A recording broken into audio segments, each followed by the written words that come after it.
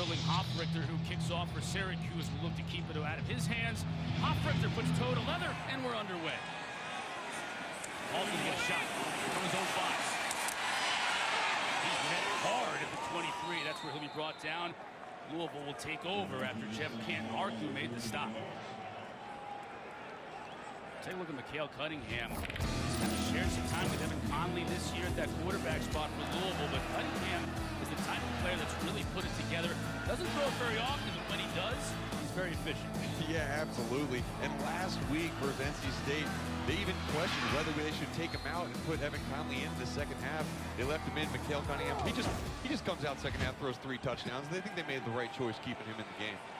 Good looking Cunningham, the sophomore from Montgomery, Alabama. Take to Hawkins. Cunningham on the rollout. It's his tight end Marshawn Ford. Picks up a good 7 yards on first down. Well, that's really interesting. You know, Louisville has not been very good on first and second down, setting up a lot of third and longs. They've converted those third and longs, but this is a new wrinkle. You don't see a ton of balls be thrown to that H-back, that fullback position, but Marshawn Ford, he's proved that he can catch those balls. Good pickup on first down. First 15 catch of the year, second down and 3. Atwell in motion. Cunningham's going to keep it. There's a lot of room to run. He picks up a first down. And this is why he's in the game. This is what makes him so explosive. His ability to play on the ground with his feet in the run game. And you saw there was an unbalanced formation. Everybody on Louisville's offense was on the right side of the line of scrimmage. He just pulls it, goes left, picked up the first. Syracuse rush defense, 94th in the country. They gave up 190 yards a game this season. So clearly Scott Satterfield, as you said in the open, they want to run. They want to establish Hawkins' first carry here. Slides off a tackle, picks up a couple. Yeah, they're going to want to establish the run game early. And when we talked to Scott Satterfield, he made it very clear that they do not do a lot of different things offensively. They just do them really well. And it takes a long time for these running backs and these offensive line to get on the same page. And that just comes in repetitions in practice. And Javion Hawkins has done a really good job of fitting into this system and excelling in that running back spot.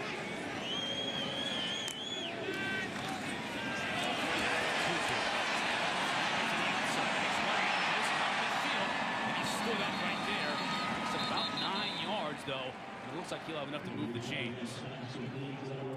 And that right there, one of the reasons why it's such good completion percentages is this is a pass. Throws it to Tutu Atwell, but look at 83 out front. We talked about Marshawn Ford getting the big reception on that first play.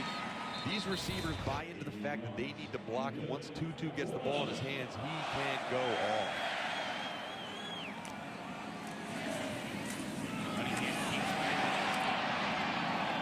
9 yards again on first down. Big chunks here on first down for this Louisville offense.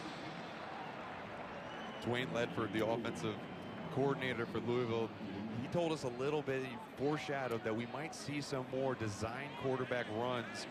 That has been some things that have hurt Syracuse defensively, so they're sprinkling those into the game plan. You already saw 2 design quarterback runs this game on the first drive.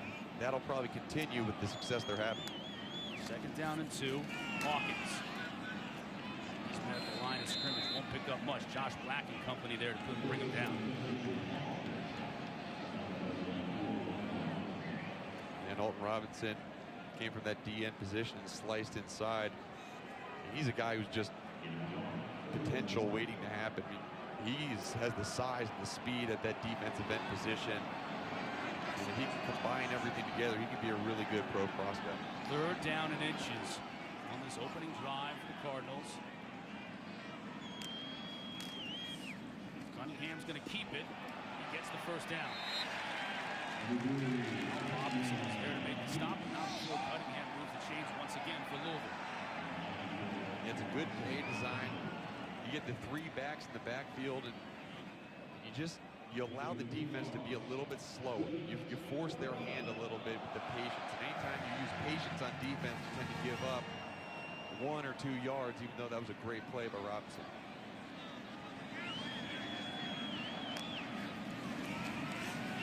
Takes them. Tutu. And he makes the catch. And it was not a very well thrown ball by Cunningham. He put it behind his Andre Cisco, the preseason All-American safety, covering him. And it looked like if he led Tutu out in front, could have had a touchdown. Great job by Tutu Atwell to adjust his body to the catch. Picked up a big first down. First and goal for Louisville. Interesting formation. Just out of the fullback. Hawkins. Stretching. Nicely tackled that time. 7-yard. Ball comes out. And they're going to rule it a fumble. Josh Black recovered the fumble for Syracuse. It looked like Hawkins might have been down or close to being down on the far side of the field mark. And that ball just popped out. Yeah, we'll have to look carefully. It looked like Tristan Jones, the backup middle linebacker, might have reached in there at the very end of the play. You see number 13 on the back end. Goes in there, and it looks like the knee might have been down, but that's exactly what happened. Tristan Jones stripped that ball out, but I do think the knee might have been down. You can hear the crowd reacting to it. They're seeing it at the same time we're seeing it. Knee looks like it's down there before the ball comes out. Recovered by the defense. The previous play is under further review. Our referee, Trey Blake, telling us that Joe Ryder will take a look at it. Our replay official. We'll let you know their decision when we come. Yeah, I think this is probably the best angle. You get to see the knee, right knee, touch the ground right there. Ball still in. And then comes out. Really good job by the replay official. Change the call on the field, and now it's going to be first and goal. And with that, again, Hawkins gains the freshman rushing record in Louisville.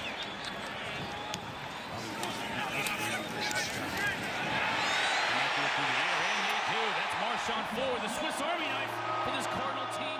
Puts him up top. It does. I mean, we mentioned Marshawn Ford early. Scott Satterfield said he wanted to get him more involved. Well, he got 3 big plays on this opening drive.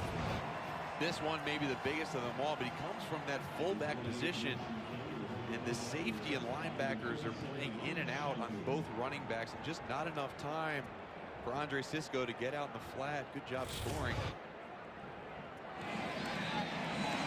Ryan Shalafu puts the point through. 7-0. Louisville on top. Let's send it to the studio for an update.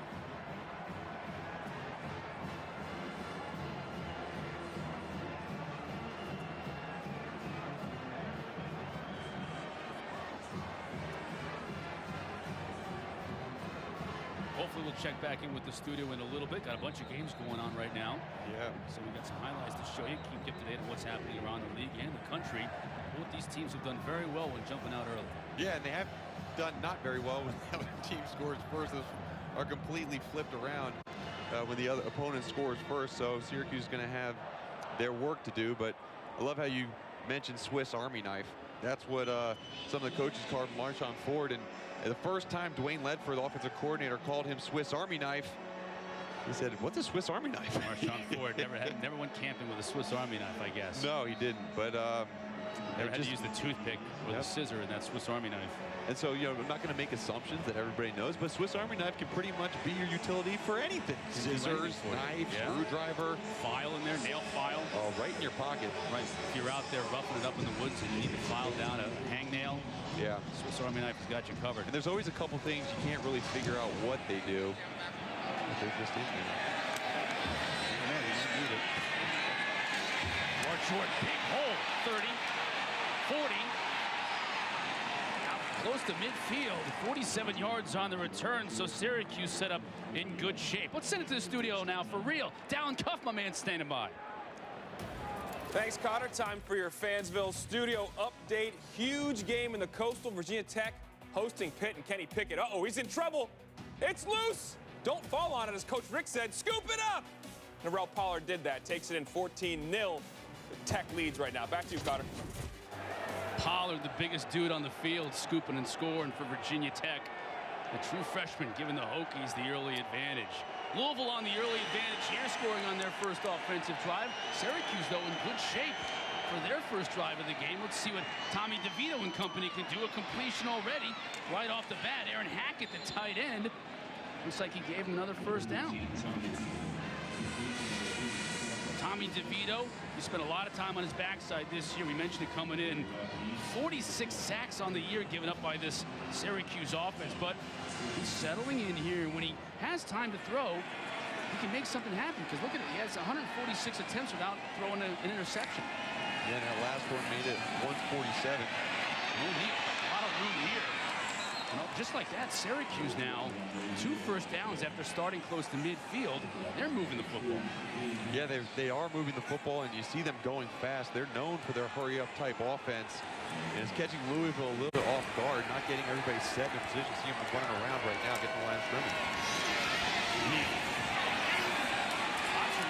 Spins at the 20, picks up 9 yards. Marlon character brings him down, but Louisville now picking up yard chunks. Going fast again, right to the line of scrimmage. Jackson. One man to beat.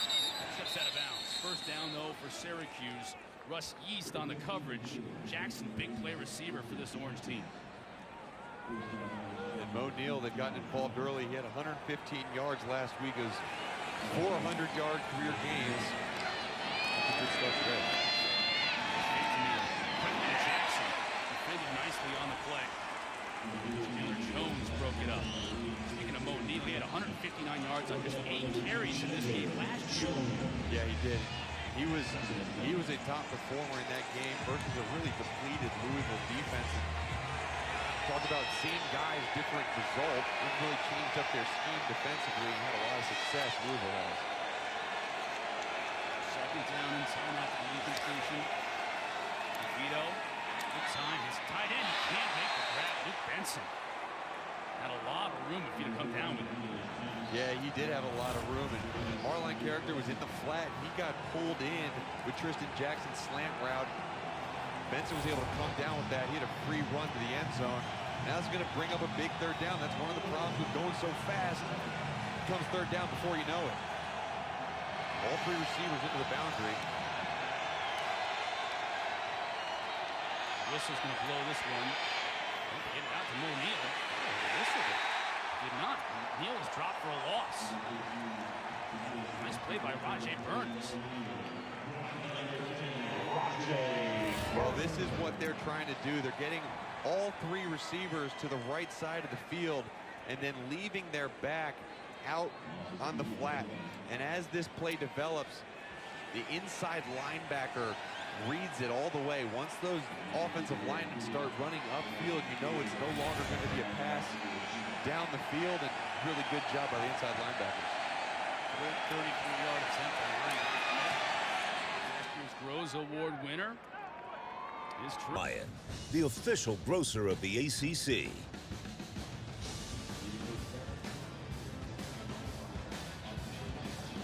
Day.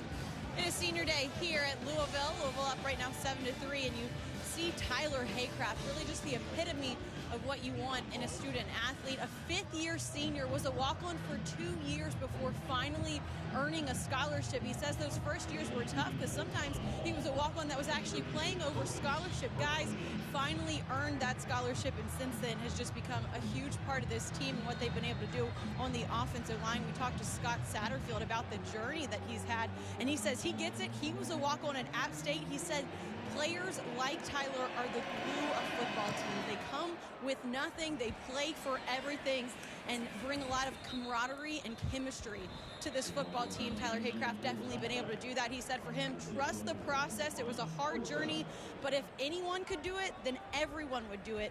He's enjoying the opportunity he's had for sure here at Louisville.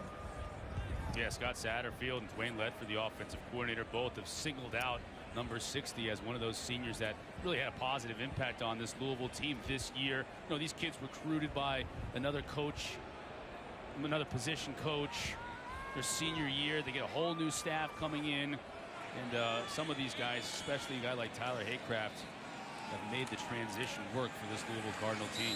Already bowl eligible with 2 games left to play before the end of the year. Yeah, and he's the type of guy, you know, they harp a lot on their offensive line, getting to the ball, getting second blocks. He was singled out. He was a guy who's always around the football. It doesn't matter where it ends up at the end of the play. He's a guy who will hustle and get down there. And they circle him a lot in meetings and film rooms, saying if your effort can be like Tyler Haycraft, then you are going to be pretty good. Hometown kid trying to pave the way for this Cardinal team on their second drive. Hawkins didn't get very far on first down. Now second. Cunningham flushed. pump and look to run. Holding that football like a loaf of bread out here. Won't pick up any yardage. Kendall Coleman tracks him down. These two defensive ends, Coleman and Robinson, amazing. Yeah, Coleman has 41 starts and Robinson 32 in their careers. Yeah, that's the right word. And look at 55 in the middle of your screen. He was on a loop stunt, comes around, and you just talk about effort. You know, we talked about effort for Louisville. But one of the things that Dino Babers said was that if you want to look at a guy who puts out more effort than anybody else in the field, look at number 55, Kendall Coleman. 3rd and 10 now for Cunningham and this Cardinal team. And they were putting it together so far on this second drive after taking the first all the way down and scoring. Pressure coming. Cunningham gets rid of it. Incomplete. He was looking for Des Fitzpatrick on that play, and Christopher Frederick was there to break it up. Yeah, and Syracuse brought pressure up the middle. Lakeem Williams led the way and got his hand in the face of Mikhail Cunningham. And that's one of the things that Syracuse did so well last year, was bring that pressure up the middle and force the quarterbacks to funnel either to their right, go to Alton Robinson, or to the left and Kendall Coleman. And that resulted in a bunch of sacks for those two DNs. Good job on that 3rd down by Syracuse. Senior Mason King punting it away for Louisville. Sean Riley to get it. He fumbles the football, muffs it, still free, and it's going to be picked up by Louisville. They'll blow it dead there because he can't return a muff. But Yasir Abdullah was able to fall on it, and the Cardinals get a great turnover. Yeah, and Sean Riley has so much experience back there. Covered by the kicking team. First down, Louisville. And Sean Riley, so last year versus Louisville, he fumbled a punt return in the first quarter of that game. Well, he muffs one in the first quarter of this game, and they know that's got to be in his head. And we'll see how he bounced back, but he is the career leader in kickoff returns and return yards for this Syracuse team. He is a guy who's a senior, has had a lot of experience. That was one you just should get away from. A big play by Louisville in their special teams. Looking to throw on 1st down. Has a receiver open. That's going to be a score. On senior day, it's the senior from Columbus, Seth Dawkins. Yeah, wow, what a good play by Seth Dawkins and patience by Mikhail Cunningham. If you watch this play develop, really good job on the outside. It's a stacked receiver, and he releases up and inside, and then kind of a little stalk block route by the up man, and that freezes the safety. So as he comes in, just pops out, and Andre Sisco thinks it might be a run with the block, and really good play by Mikhail Cunningham to just put it out there in front of him and let him come down with a touchdown. Shalafoo with the point after try. The Cardinals extend their lead 14-3. 27 seniors celebrating today. None of them greater than Seth Dawkins. There's Licata and Riggs here in Louisville. 14-3 our score. Cardinals taking advantage of a turnover on a punt. Seth Dawkins scores his 3rd touchdown of the year. 14-3 on Syracuse. Whether it's intentional or not, but good play call to get their senior big touchdown on senior day. Really good play for that touchdown by Seth Dawkins. He's been such a leader in that wide receiver room that has had so much production. James Turner kicking off Cardinals.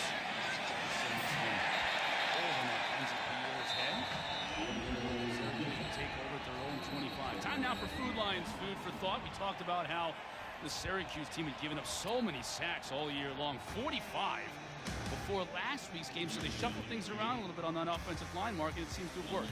Yeah, only 1 sack last week, and it looks like they did a really good job. They brought Aaron Serveus into center, which he's probably their best player, and then they moved him out to tackle. Carlos came into center, and they have really been playing very well up front with those changes. O'Neal up the middle. He's had some success running the football. Had some big holes to run through. Picks up about 5 on 1st down. Rajay Burns brings him down. That was right behind Carlos Federella, who They said they didn't really want to make that switch to move him to center until they had the bye week, because there's so much that goes into playing that position. Make all the line calls, all the adjustments. He's done really well. Neal again, cuts it back. Outside. And bring it down. You guys, you talked a little bit about that transition that Carlos made, and that was something that he was definitely prepared for. What he couldn't prepare for, though, was what happened just a few weeks ago. He lost a friend that he'd had since middle school, which was Zach Winston. He's the younger brother of Cassius Winston, very well-known basketball player at Michigan State, died by suicide. And Carlos said it was really tough for him when he got the news. He said the main thing that you learn is you can never really judge what someone's going through. From the outside, you think things are okay. He said he's learned to definitely be a lot more aware. And he says he's trying to honor Zach now throughout the rest of the season. Hopes to one day get a tattoo in his honor. It'll say LLZ, long live Zach. Says obviously a very tough situation, but trying now to not take anything for granted and to always be willing to reach out, to make time for other people. They hadn't been in contact recently, but he says he wished they had. All right, thank you, Kels. It's a tough story right there. And Syracuse now having to go off the field offensively again on third down after a nice stop by this Louisville defense.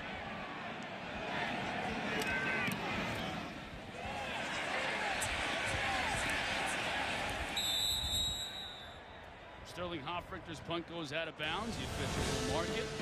Louisville ball when we come back. Nice design play on first down. 13 yards. They'll move the sticks and into Syracuse territory. That's just, it's a byproduct of what Scott Satterfield's offense does so well. It's the stretch to the left, the stretch to the right, and then once you get everybody running in that direction to defend the run game, you hit them with the oopsie doops, the uh-oh, someone coming back across your face. Good job, good pickup by Tutu Atwell in that play. Give to Hassan Hall, a lot of room for him to run. Big hole inside the 40. 8 yards on the carry for first down for Hassan Hall. Give him a little bit of a change of pace. Hall a little bit of a bigger back than Javian Hawkins. And watch the linebackers. They have to run left and right. They shuffle 2 or 3 times before they can go downhill, and that's what's so good about this offense. You get your offensive linemen moving, the big boys moving, and if you're not downhill right now at that linebacker position, you have no chance. Fake to Atwell.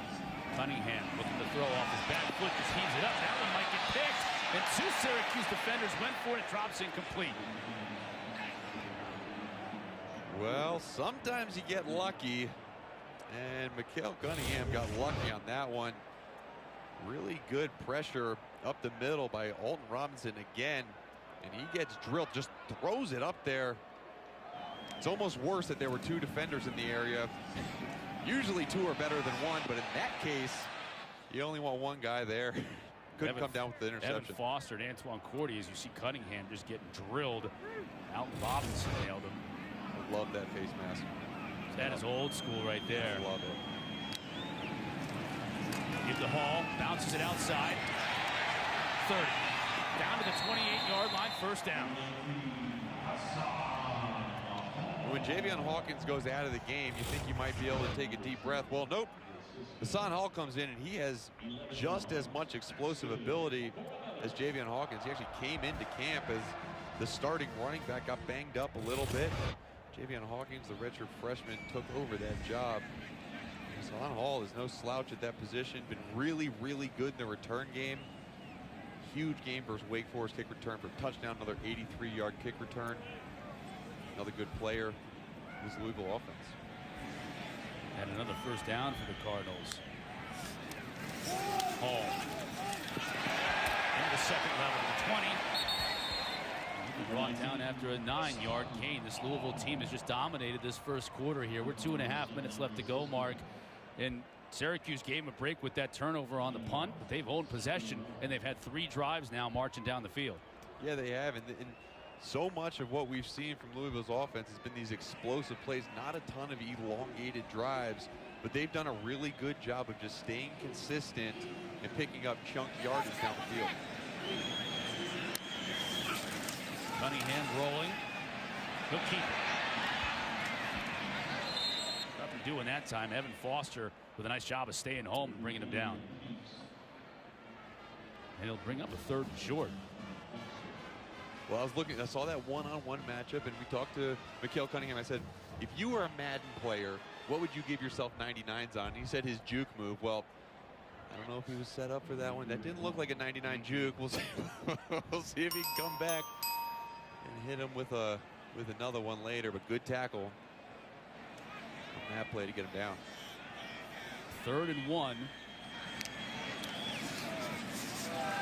Cunningham will keep it. Tries to get the edge. It does. Inside the 10. Inside the 5. He'll score.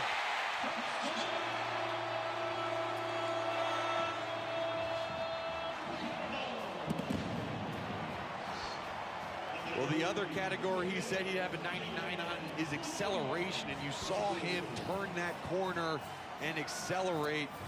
Something so good at that quarterback position. You cannot do it without blockers. And you see number 7, Des Fitzpatrick, big wide receiver. They take so much pride in that wide receiver position at extending plays. That time they got their quarterback Cunningham into the end zone for the touchdown.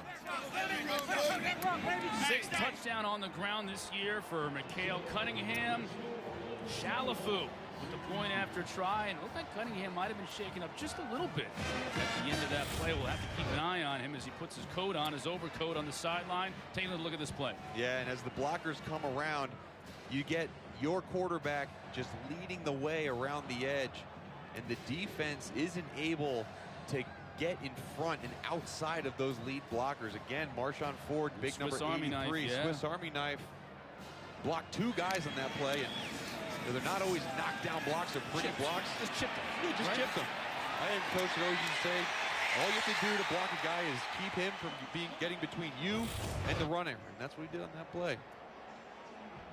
Look at that, 6 for 8, 91 yards, 2 touchdowns. Not a bad start to this day.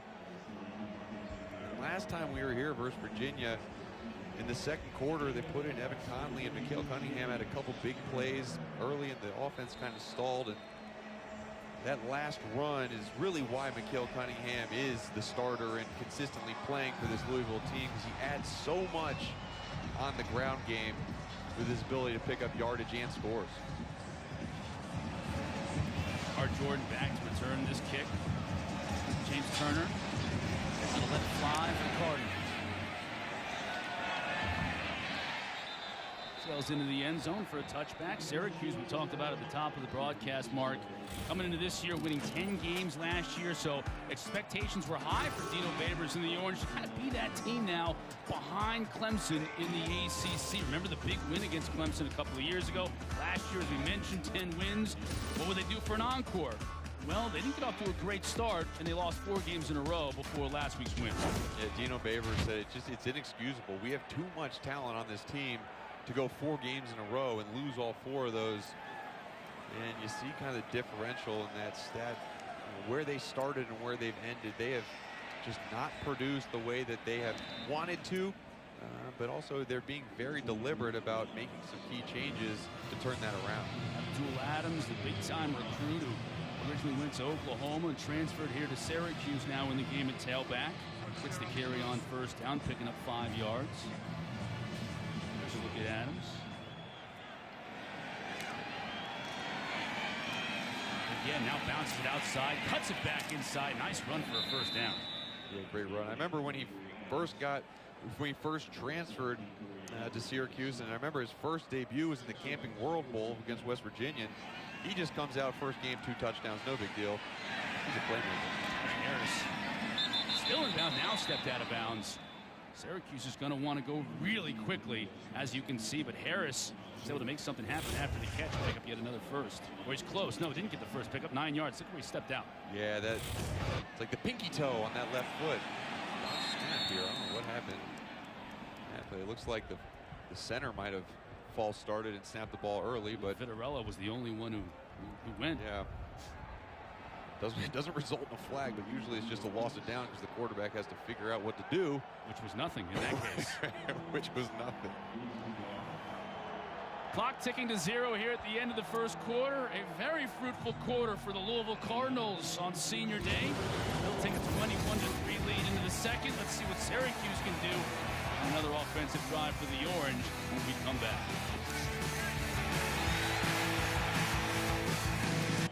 First quarter controlled by Scott Satterfield and the Louisville Cardinals, up 21-3. You see time of possession and yardage.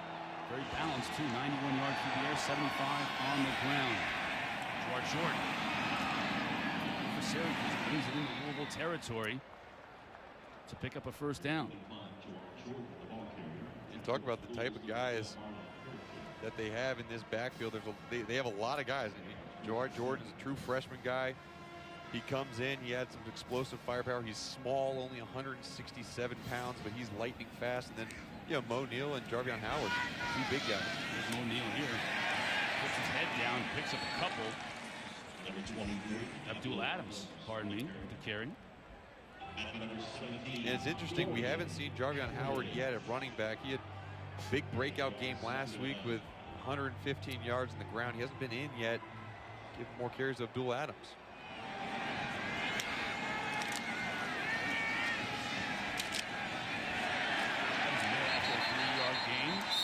Russ East, one of the big hitters out of that secondary for the Cardinals, standing him up. It was a good job by the linebackers and safety working together on that one. Anytime you have pullers or fullback or tight end lead blocking, someone needs to spill them, go underneath, someone needs to come over the top, and the other one fills the lane. Really good play by Russ East to get downhill and do just that. Wholesale substitution for both teams here on 3rd and 6.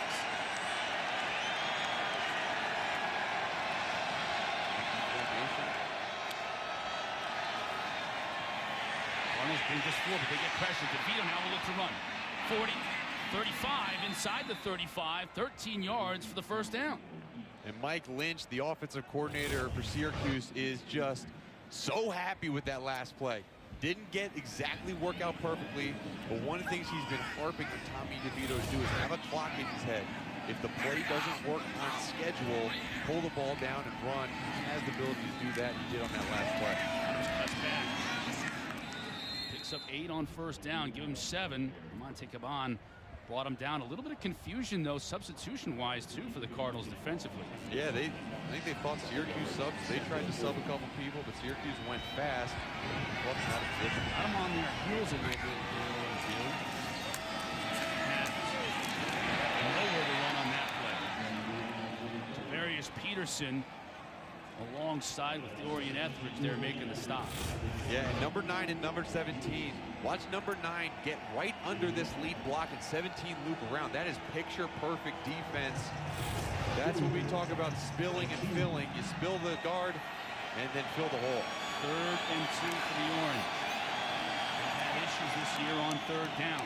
Just under 37% as a team. Wide receivers move into the box. The blockers. Adams lined up, bad snap. Gotta throw off the timing, see what Adams can do. Puts his head down, he'll be close, but won't get there. Yeah, he's going to be stopped short. They brought the wide receivers in to get an extra block on the outside. Just a bad snap up front, and that's another one of those things with a new center. And Carlos Vettorello, those snaps could be a problem. Now 4th down, they're going to go for it. And they bring in the big fella, Rhino, Chris Elmore, number 5 big in the boy. backfield. DeVito hands it to Rhino, and he'll come close to the first down. They may have to measure this one. He thinks he got it. Nasir Abdullah came crashing in to make the stop, and that ain't easy on big old Chris Elmore. No, Chris Elmore he's 295 pounds. That's a big for an injured player. Back.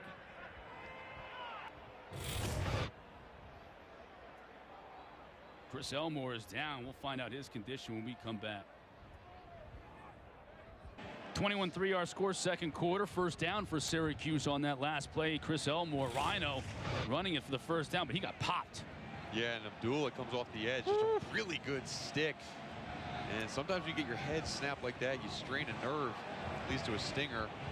Kelsey, you said you saw him coming off. What'd you see? Yeah, I'm standing right by the medical tent right now. He's in there getting checked off, but he walked off the field right at me. Looked like he was holding that left shoulder arm area kind of gingerly. We'll wait and see what happens when he comes out. All right, thanks, Kels. Fake to kneel. DeVito keeps it. Picks up maybe 2. And at the end of the replay, you can see Chris Elmore kind of moving his hand, trying to get feeling back. And to me, that leads me to believe it's a stinger, just a nerve pinch within his neck. But sometimes, you know, nerves are tough to heal. I had a couple stingers. It's all about strength. If he gets strength in his arm, he can come back and play, but it's still to be determined. DeVito, the give and kneel. Cut down at the line of scrimmage. Etheridge again. He's made a ton of tackles so far today.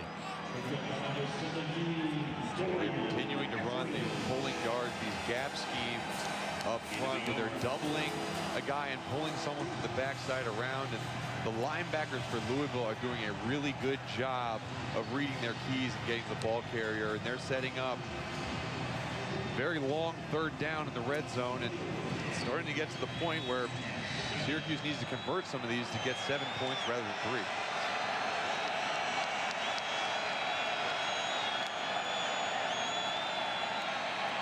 DeVito pumps, now rolls, just throws it away.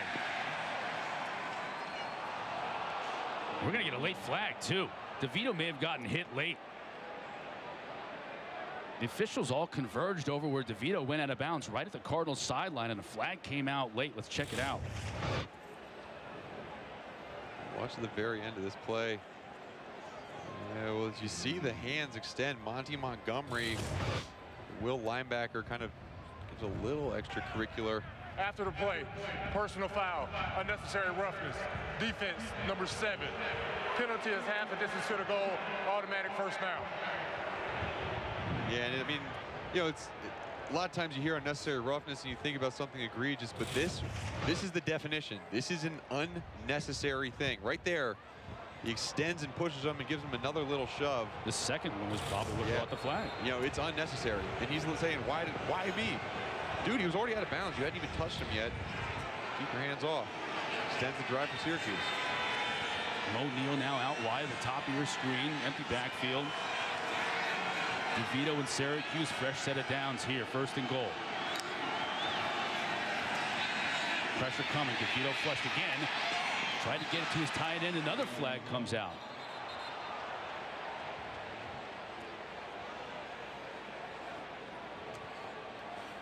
Louisville was in man-to-man. Holding, offense, number 60. 10-yard penalty, replay first down. And Louisville was in man-to-man coverage and really took everybody away. DeVito had to scramble around and watch the right side of your screen. Right there, you get the hand up in that neck area, and you're grabbing, you're fighting, and it's tough on offensive linemen when the quarterback gets out of the pocket when it's not designed, because your hands leverage might be good initially, and then you get called into a holding penalty. Bergeron, the Canadian, the true freshman, guilty of the infraction, so it's 1st and goal from the 20. Fake to Neal. Wide open over the middle is the tight end. He'll score. Aaron Hackett's 6th touchdown of the year for the Orange. Wow, really good play design. And you get the tight end in the backfield. You watch him right here. And as he releases, he comes right through the line of scrimmage, and he looks like he might be blocking, and the linebackers just feel of him as a lead blocker, and he sneaks in behind. You call that like a tight end pop pass from the backfield. This is some of the hardest plays to cover as a linebacker. Schmidt with the PAT, and that ends a 16-play, 75-yard drive for Syracuse. Aaron Hackett, junior from Venice, Florida, finishing it off. Turner puts him up 21-0. That is the score at the break. Cotter, back to you guys in Louisville. Thank you, DC. Huge game there in Blacksburg. If Virginia Tech wins and they're on their way, you can see it sets up a winner-take-all for the Coastal next week against Virginia. Virginia team that Virginia Tech has beaten 15 years in a row. Man, that would be sweet for Virginia to end that streak, wouldn't it? That Commonwealth Cup game, that'll be an interesting one. And you remember last year, Virginia was so close to beating them. They just fell short. Man, that would set up to be a really fun week of football. Seeing who finally emerges from that Coastal chaos. Touchback here. You think about it, too. The only thing that makes a rivalry game better is when there's something really meaningful on the line, and that's what we would have next week between Virginia and Virginia Tech. The right to play Clemson in the ACC championship game in Charlotte the following week. Oh my gosh, yeah, and you see that those percentages to win, and obviously, you know, they'll be altered mid-game right now with Virginia Tech on top of Pitt, but you know, if that one ends the way it's trending right now, man, there's going to be a big night of football in Virginia. Syracuse offense coming off their longest drive of the season in terms of plays and time of possession to get a touchdown, much needed touchdown. So let's see how Louisville responds, and Cunningham's going to respond in time. There's that juke move. There it is. There it is. That's the PlayStation 99. Lakeem Williams brings him down, but not before a 21-yard gain on first down. Oh, he hits him. He hits him with the right trigger, the juke move.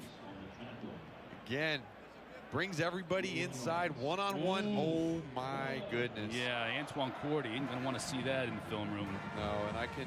It's a slick turf here, I will too. say it's a little bit slick. We want to make a lot of excuses, but that was just a really good move by Cunningham. It is raining out there. It has been the better part of the last couple of days. Now we get a reverse to 2-2.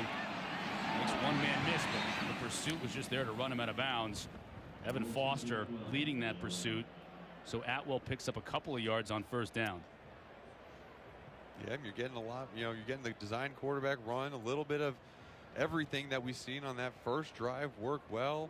Now they're doing just a little bit different wrinkles, but they feel like what they've been doing against the Syracuse defense has worked, so why change it up?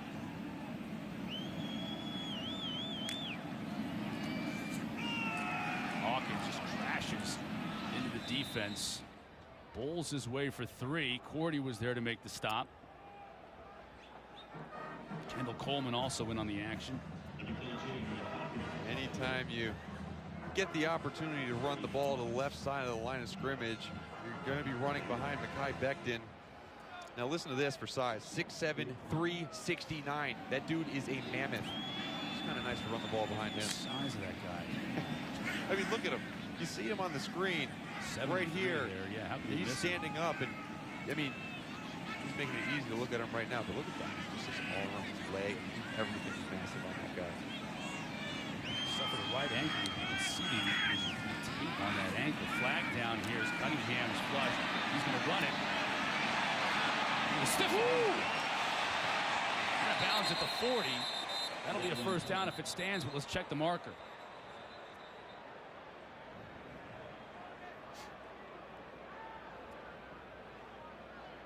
Yeah. He's fun to watch run the football, man. Antoine Cordy, he was the one to receive that stiff arm, but see if that's coming back. Illegal motion. Offense, number 7. He never got set before the snap. 5-yard penalty from the previous spot. Replay third down. Well, it's not going to stand, but let's take another look at that stiff arm. Sometimes it's just fun to watch people do some stuff that's pretty cool, and yeah, you want to break down that arm and continue on outside. Good job.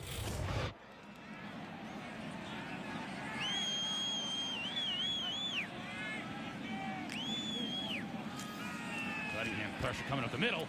He's just going to have to throw this one away. Just threw it away. Yeah. Fatu Melifonwu was trying to keep that one in bounds to make the pick. Yeah, and he's on the ground again.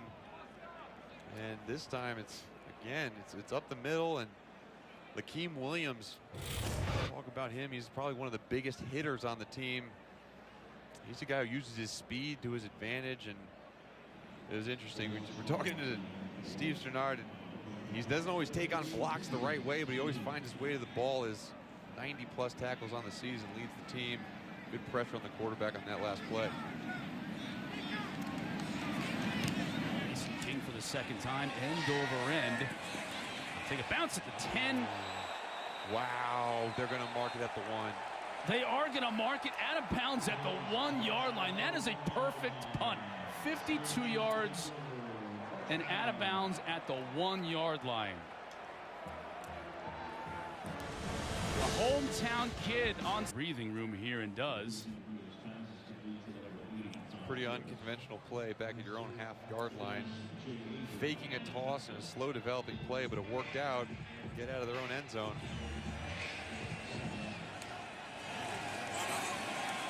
O'Neal. He tries to get that hole to open up. He's able to get a couple in there. It'll bring up 3rd and 1. A long one for the Syracuse team. Clock winding down inside of 7 minutes in this first half. You know, Syracuse would love to pick up a first down here, if nothing else, to avoid giving the ball back to Louisville at about midfield. Yeah, and you can see big number 5, Chris Elmore, Rhinos back in the game. Playing fullback, lead blocker position. Sharvey and Howard. Howard gets the carry. He's going to be close.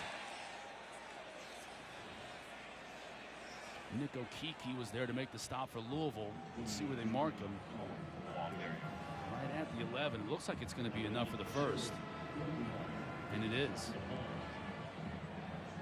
Yep, they're hurried up back in the line of scrimmage. They're ready to snap this whenever the whistle blows.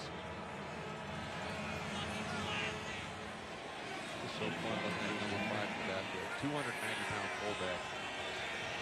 Nickname of Rhino. Coach Babers says he can play offense, he can play defense, he can live on both sides of the river.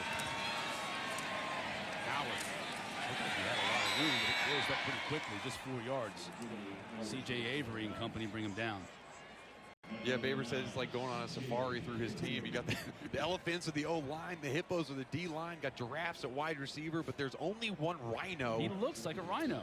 I mean, he looks exact. I mean, he just not necessarily like his face, but like just when he has his helmet on, and look at that little, the rhino horn in his face mask popping right up, covering his nose. Really cool, and he has this really cool segment where he highlights some of his teammates. Tristan Jackson here. Wow. Makes the catch. Jackson is this big play receiver that Tommy DeVito loves to find down the field. Now he's limping a little bit here. Jackson's going to need some help. But this transfer from Michigan State has been explosive all year. And Marlon Character is covering him man-to-man. Player. And once Tommy DeVito sees that man-to-man coverage, he puts the ball up there. And you see why they're so excited about Tommy DeVito. The placement of that football right in the pocket of Tristan Jackson's arms. He runs off under his own power, so that's good. Now he's trying to shake it off, but he's in obvious pain. Yeah. Grabbing behind that right knee. Big play for Syracuse, though, gets him out from under the shadow of their own goalpost. Now they're in Cardinal territory. DeVito pumps. Going to the end zone, has a wide open receiver. Made the catch. That's Taj Harris. They're going to rule him out of bounds. We'll take another look at this one. That was close. I thought he might have been able to get a foot in. Let's check it out. He was wide open. He ran a double move on the outside. The ruling on the field is an incomplete pass. Second down. Yeah, I think he wasn't able to keep that left foot in. That, well, the right foot right there, that's the one they're going to have to look at, that right foot, whether it was still in bounds before he made the catch. I don't think it was. Yeah, and they ran a double move along a route that kind of takes a long time to develop on the outside, and they haven't been able to do that much because the offensive line hasn't held up. Good to see them able to hold the ball and protect the quarterback long enough to get that play off. The ruling on the field is an incomplete pass. The previous play is under further review. We saw Dino Babers looking at the official. Syracuse wants to go fast. It actually worked in their favor there that the officials were able to say, hold up a second. Let's take a look at this one to make sure. Our replay official, Joe Ryder, is taking a look at it right now. It's the right foot. Now it's in bounds. Does it stay in while he makes the catch? I think it's airborne there, don't you? Yeah, I agree with you, Chris. I think that it leaves the field, and yeah, right there, it's off the ground. Great shot by our camera crew. Right there, toe leaves the field of play and comes down with that left foot out of bounds, so that'll be incomplete. Good idea to have another look at it by our officiating crew and Joe Ryder, our replay official. And I think the correct call was made on the field.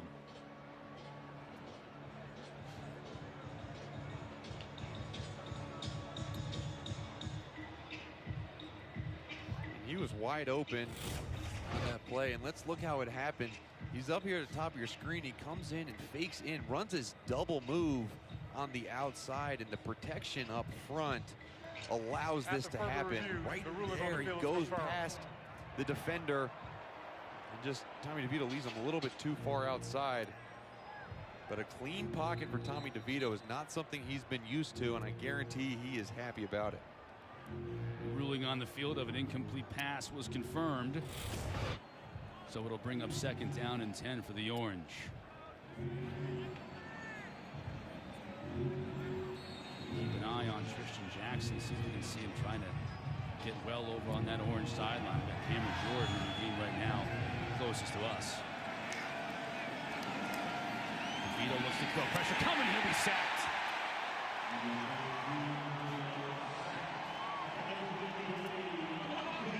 Avery and Caban got him. And that protection finally broke down around DeVito. Yeah, and Amante Caban, number 53, is at the interior line position.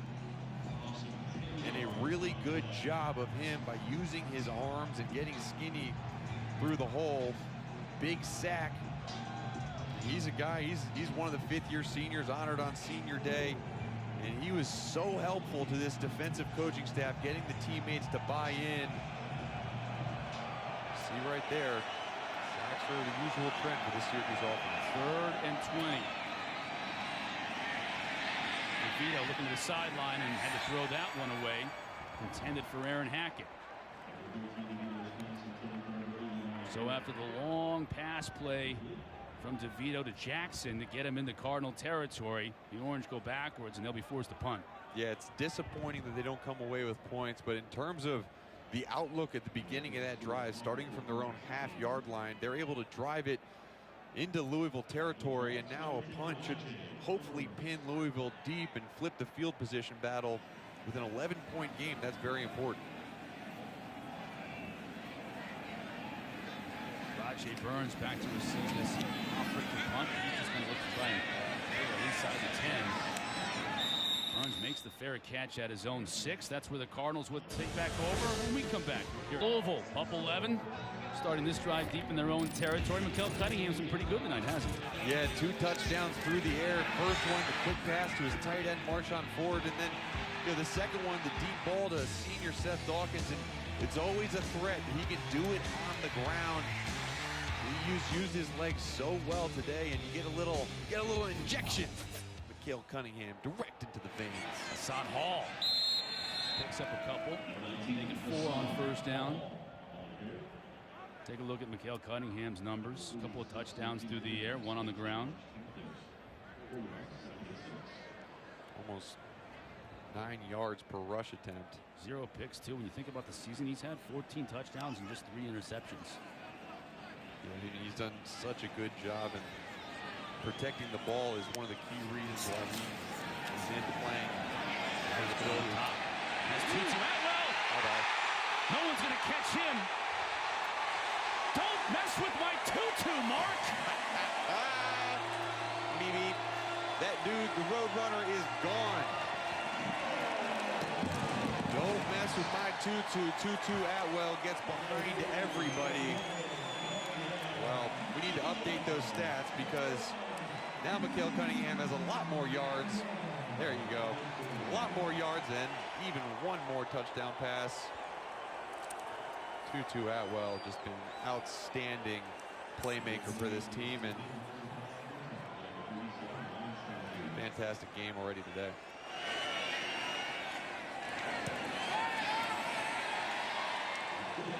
Chalafu makes it 28-10 Louisville. And Tutu Atwell, young man out of Miami, Florida, is explosive. All right, just walking off the line. Bye-bye. That's what they call a bang 8 route. You start up a little post, and about 12 yards, you just go straight for the goalposts. And look how Mikael Cunningham just leads him up there. That was a miscommunication on the left side of the screen, but he just floated it up there. And how about that? They have a 1,000-yard rusher and a 1,000-yard receiver. That has not been done here since 1999. And with that last catch, Tutu Atwell enters those record books. Those are some scary dudes. And guess what? Tutu, he's a sophomore. Davion Hawkins is a redshirt freshman. Mikhail Cunningham's a redshirt sophomore. That is not something that opposing coaches are going to be very happy about going into next year and the year after.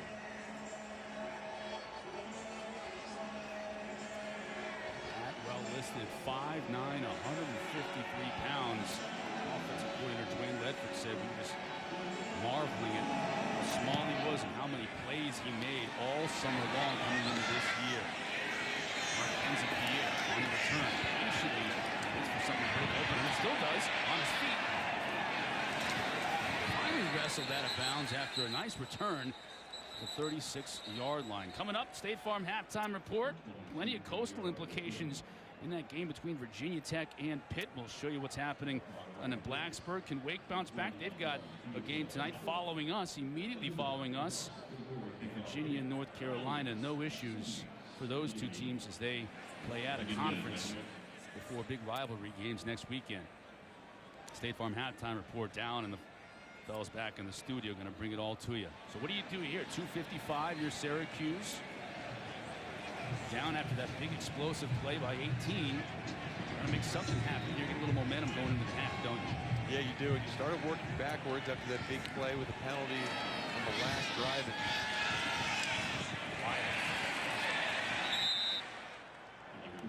And I think what you want to do is you just want to continue to do. They're just doing pick up a few yards each play and settle back down. Guys, right now, this Louisville defense playing without one of their leaders on defense. Kane Pass, he's been out the last 3 series. I'm told it's an upper extremity injury. He is available to come back, but as mentioned, has been out the last 3 series. Yeah, thanks, Kel Cinder out of Columbus, Georgia. One of their leaders up the middle at that free safety spot. That's big as DeVito here. Ball close to midfield is trying to orchestrate a drive here at the end of the first half.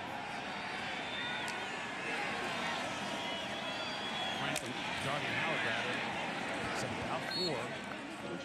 Right at midfield as we get down to the 2-minute mark.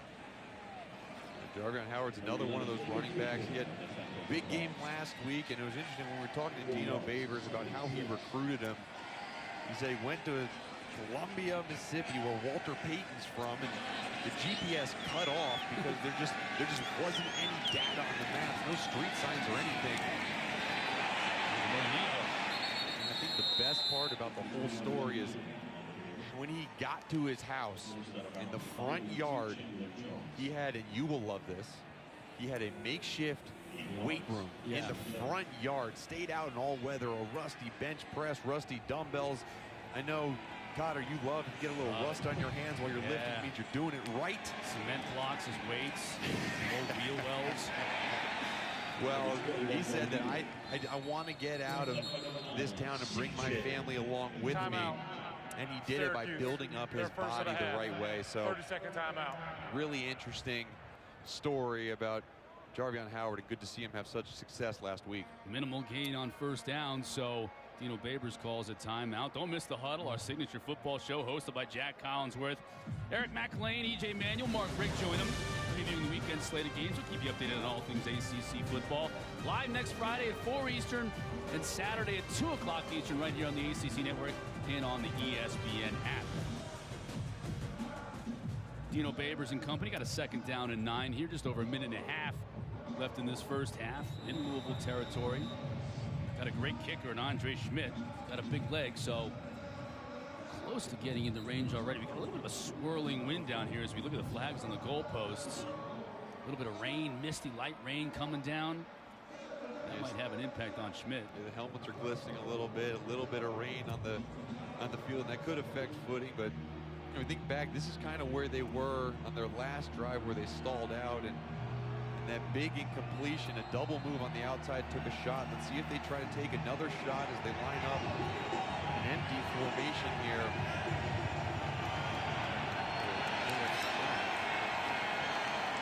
The double pass. He wanted to. Now he keeps it. He'll do what he can before being slung out of bounds. All in character. Takes him out, but give him 5 yards.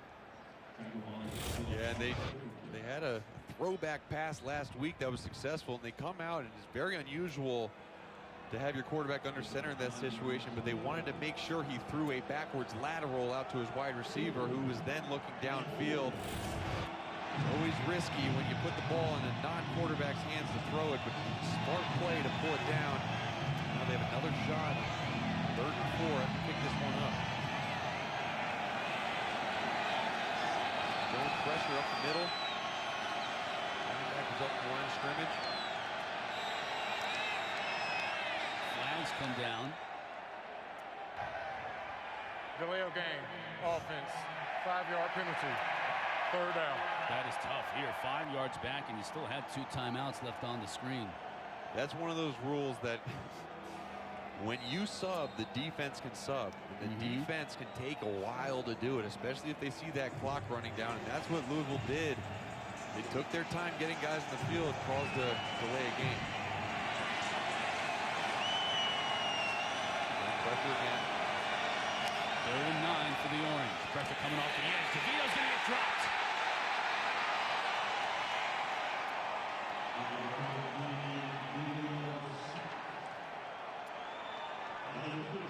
Dana Kennard on the stop. That's his 2nd sack of the season, and you see a complete bust on the outside by Matthew Bergeron, the true freshman right tackle. But that's because there was that facade of linebacker pressure up the middle. They slid the line of scrimmage, and no one back there to pick up Kennard. Sometimes you say don't miss the layup. Yeah. When you get the quarterback in your sights like that, he did not. Surprised Louisville not calling the timeout here with over a minute left to go in the first half. Get the ball back. Fricker's going to put it straight up in the air.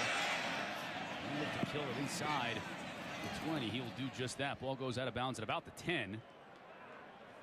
41 yards on that punt. No return. That's exactly where Louisville will take over. Tomorrow on the ACC Network, we'll have the #1 women's team, the #2 men's team in a college basketball doubleheader. Sabrina Ionescu and top-ranked Oregon square off against Syracuse at the Carrier Dome at 4 o'clock. Then, second-ranked Louisville hosts the Zips from Akron. Both games are also available on the ESPN app. Ionescu, what an amazing career she has had at Oregon. If you haven't seen her play, folks, I suggest you tune in. One of the top women's basketball players, not only this year, but in any year, and you can see her numbers. We're talking about history here in terms of the type of career she's had out there at Oregon. Yeah, talk about some of these players for Louisville playing bigger than they are. She's one of those, and she does such a good job getting rebounds, too, from that guard position. Just really a dominant player. Louisville content to keep it on the ground here, starting deep in their own territory. Hawkins picking up about 10 yards on 1st down to move the sticks, but just 28 seconds left. We're feeling that offensive coordinator Dwayne Ledford and Scott Satterfield are just going to run this clock out and take an 18-point lead into the half.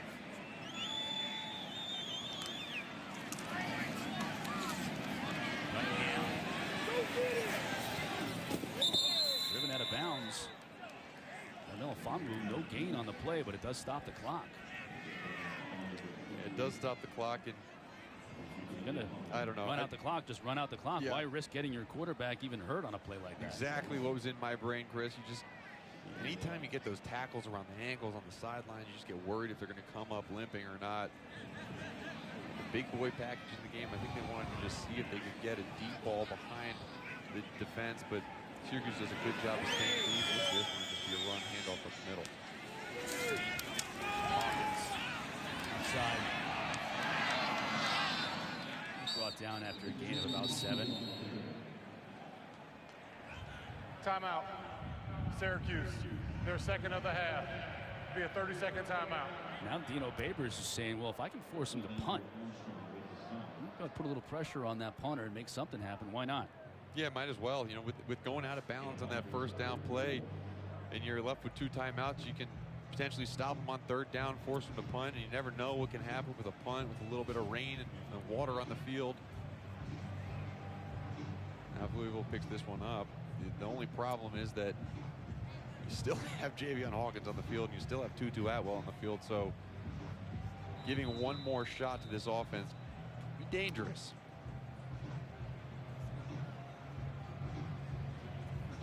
Tutu Atwell electrified this crowd 90 yards. A pitch and catch from that man right there, Mikhail Cunningham, just moments ago. Break this game open.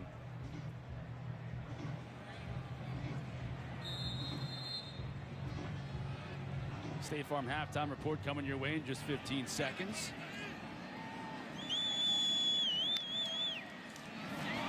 Hawkins gets free. Watch out. Runs it his own man. Oh boy. Really good tackle by Jordan Davis on the play. His tight end, his teammate. Timeout, Louisville. Now Louisville Their first calls a of the half. timeout. 30-second timeout. Oh, bummer, dude. Well, that might be Jordan Davis's first tackle of the year. Jordan Davis has actually been really important part of this team in terms of blocking. Just that time ended up blocking his own guy. A congratulatory high five from Look, Syracuse. Look at that. You tackled him. Chandler Jones. Oh, look, they're laughing about it. See, that's the type of thing that'll be fun in the film room tomorrow. Saying, "Come on, man, you hit me harder than anybody else in this field." Those are the things you laugh about when you're winning. Exactly. And you right. cringe about when you're losing. But you saw right there the potential, firepower of Louisville's team. We mentioned Dino Babers called a timeout, tried to, just get one more shot at the football, but you never know when these guys can go off. And if it wasn't for the tight end, they'd been out in the house. So then Satterfield calls a timeout here with 9 seconds, figuring maybe they can get one more play. Now he doesn't have Blanton Creaky, his kicker, who was hurt, so his second-string kicker, Ryan Shalafu, has yet to make a field goal. That's something to consider in this game, and especially here. Cunningham hasn't tried to get it over to Fitzpatrick. He's off target on it, so now with 4 seconds, it's just going to have to be a heave. And Cunningham again taking a hit. Yeah, he wound up on the ground. A little shoving at the end of the play. Cunningham did a good job of trying to act like he was hit late. See Syracuse, they need to back up. Defense needs to get back. Yeah, there's a fellow wearing number 1 for Louisville. Yeah. Pretty much run by anybody on the field. Hawkins. Gallup. Yardage, but that'll end the half. So an interesting way to end this first half. The half that was very pleasing to the eye for the fans here in attendance in Cardinal Stadium for Scott Satterfield. And that man right there, Mikhail Cunningham, very effective from that quarterback spot. As you can see, 241 yards of total offense. Well, was really a thorn in the side of this Syracuse team that had been playing pretty well up until that point. Yeah, and a really costly turnover, too, on a muff punt. It stopped Louisville defensively. We're getting the football back, and they gave it right back to the Cardinals deep in their own territory. That led to a touchdown.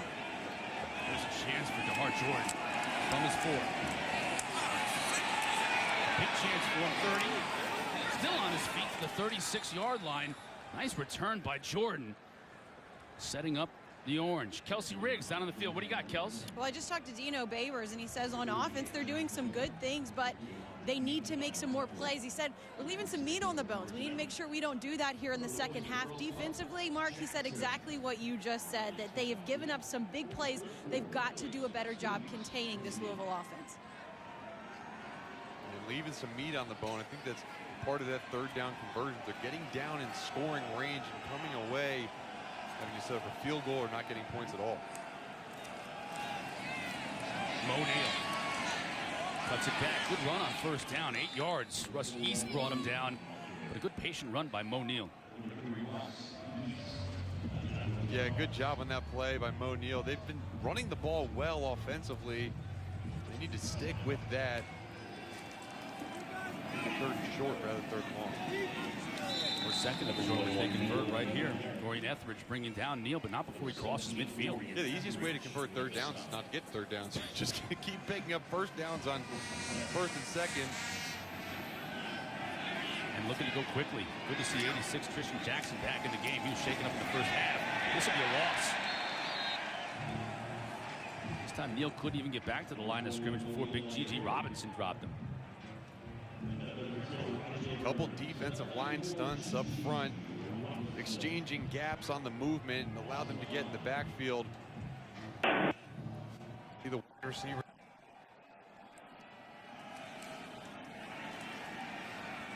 He'll still to the outside. Block from Harris.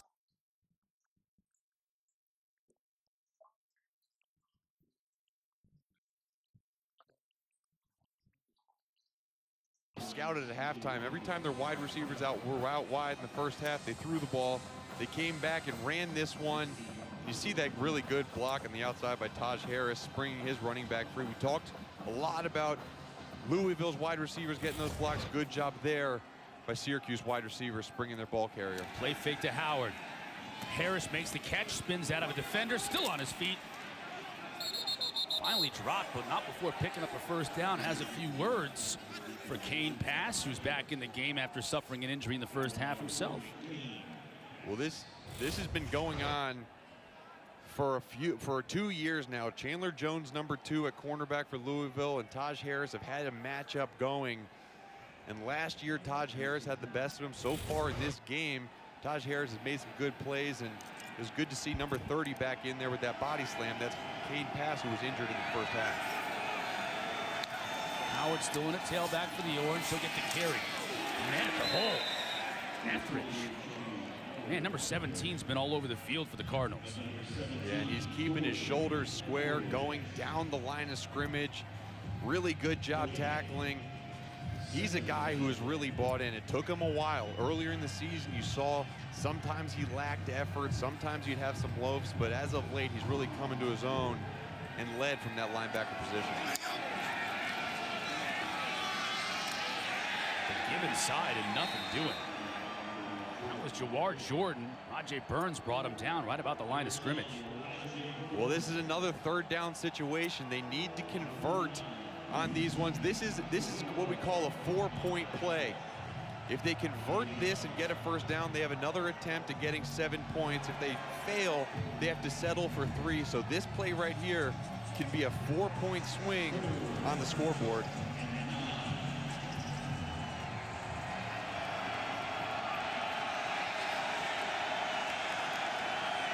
Tristan Jackson is in the slot. Looking his way. Pressure got to him. Finally had to just throw it away.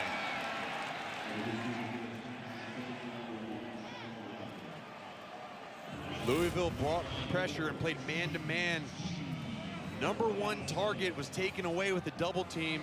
Had to come and look for his second option. Really good coverage on the outside.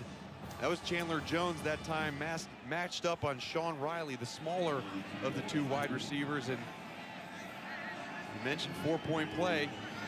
Holding him there limits to this field goal.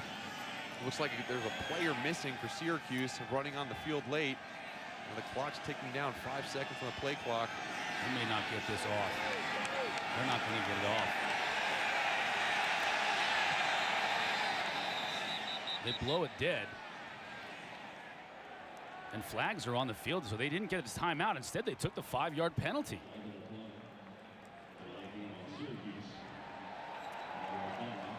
Well, that's either an oversight or I honestly, Dino Babers has a lot of confidence in Andre Schmidt to say, I'm not going to waste the timeout. Yeah. He'll hit it from 5 yards deeper. Yeah, he probably should. And you see the clock running down, and that's an error by 52, Carlos Federello.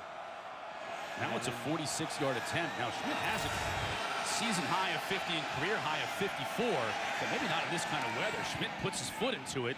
Dude, this guy's no good. Issues. Wait, what did he do last year? He won the Groza Award. Oh. That's the kicker of the year. Yeah, we don't need to waste a penalty. We'll just make it a little bit longer for our all-star. Sir, on a field goal from Schmidt. 28-13 our score. The Ohio River there. Beautiful view looking from the Indiana side into Louisville. As we found out on our last couple of trips here to Louisville. Cross that bridge over to Indiana. Some good shopping over there. Ooh, Bass Pro Shop calls my name every time I'm here. You get lost in there. Yeah. I'll tell you what, Santa was seeing some kids. Yeah, Kelsey getting outfitted for the second time. Cold, rainy weather. This could be an opportunity here for a return by Son Hall. And he might have a good return. Oh, boy. Look out! To midfield.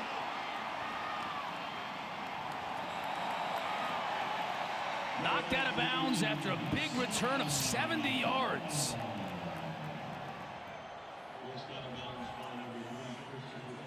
Great return, and he does a good job of setting the coverage. He starts up the field, and his patient breaks outside. Huge block on the punter on the outside.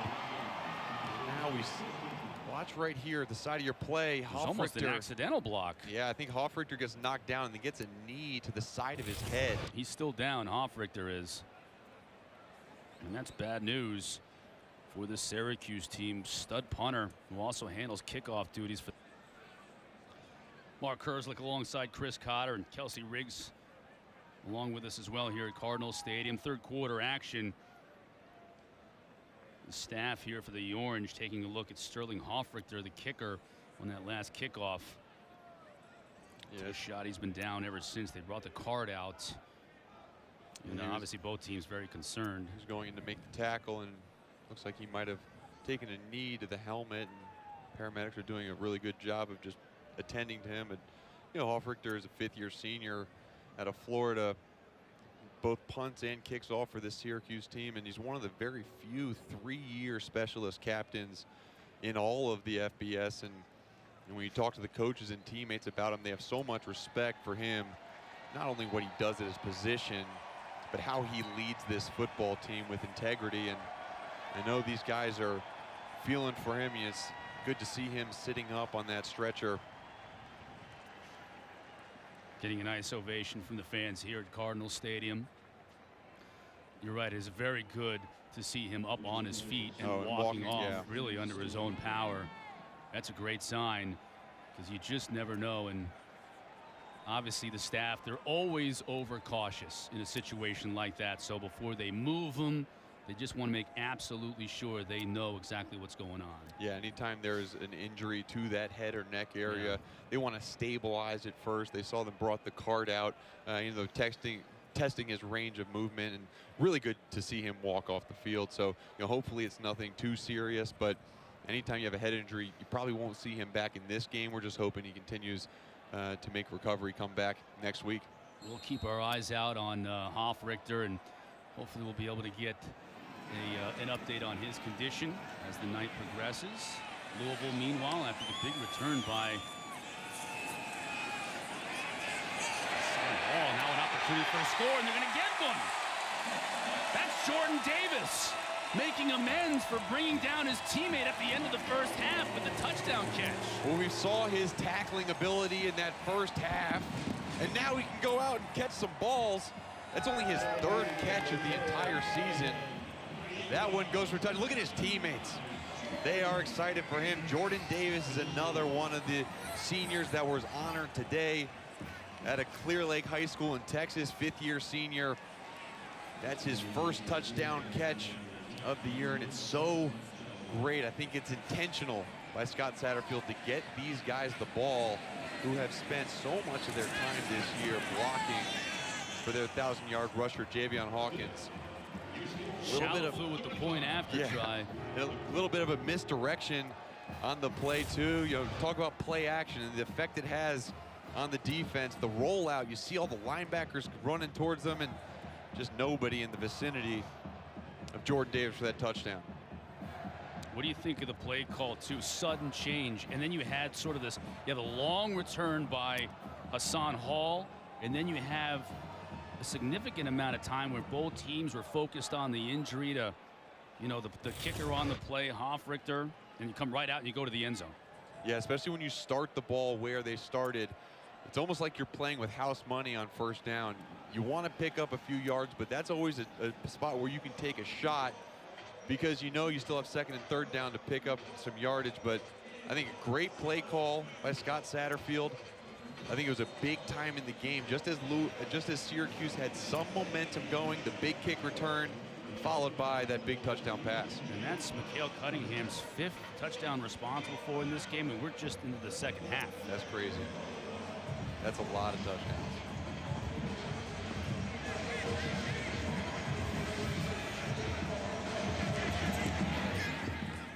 James Turner sends it high, and Returnable, Mackenzie Pierre.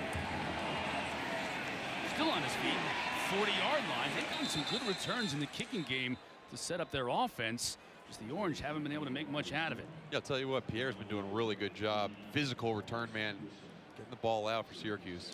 Tonight at 7:30, don't forget about Duke and Wake Forest, our ACC Network primetime matchup. It's presented by Geico. It's also available on that ESPN app. As we're winding down now, just one more weekend of the season before we get to the ACC Championship in Charlotte. Dave O'Brien and the crew will be on hand for Wake and Duke. Got a player down here, Devontae Pete, lining up. I'm sorry, on the other side of that, that's actually Chandler Jones lining up here for Louisville. Looks like he may have just gotten a cramp before they even snapped the ball.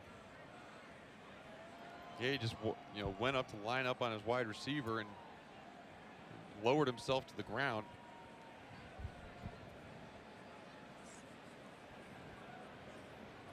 Can't really tell what happens there, but hopefully it's nothing too serious. And right now Syracuse is coming out and they're in a big deficit. They need to put points on the board fast, and they really have one guy who's been able to do that for them, Tristan Jackson, number 86, a wide receiver, and he got dinged up early in the first half. So we'll see if their game plan changes at all, if they go try to look inside to Taj Harris, or what they plan to do. We just saw Tristan there, number 86. Running up the middle. Powell running, still on his feet. Still on his feet. Mo Neal, impressive. He's only 195 pounds. He refused to go down. He watch his feet move here, and he gets lifted up. You have two guys lifting him. Evan Adams is lifting him up. Kane Pass is lifting him up. He's off the races again. He may go. He will go. That was 45 yards in a bottle of lightning. Well, maybe you get big plays. You don't have to throw to Tristan Jackson. You just hand the ball off to Mo Neal. And, wow, 2 plays in 36 seconds. Well, that's how you respond. Get that touchdown back. And number 30, Kane Pass, is just left out on an island. Gigantic hole up front by the Syracuse offensive line. And Kane Pass, who was injured earlier in the game, just didn't look like he had a lot of explosion. And Mo Neal was off to the races in for that score. Schmidt splits the uprights on the PAT. And this is a little bit more like I think we expected at the start of the night, with these two defenses struggling this season. You thought if you could get a little bit of time for Tommy DeVito, Syracuse could put some points on the board. And if they could run the football, they've struggled at times, oftentimes this year, establishing that run. And Mo Neal and company, they're starting to put it together. Yeah, neither team has been good in terms of stopping the run this year. But I think one thing that we knew was that both teams were going to be explosive. We just didn't know to what extent. And the explosive nature of Syracuse on the ground, you just saw that from Mo Neal. But Mikhail Cunningham with counting for 5 touchdowns, and big passes to Tutu Atwell and big runs by Javion Hawkins. You're seeing a lot of really good individual play tonight. With the injury to Sterling Hoffrichter on the last Syracuse kickoff, that's going to bring Nolan Cooney, the junior from East Rhode Island, to kick off. And it's a low liner. It'll actually bounce out of bounds, and it'll be great field position for Louisville.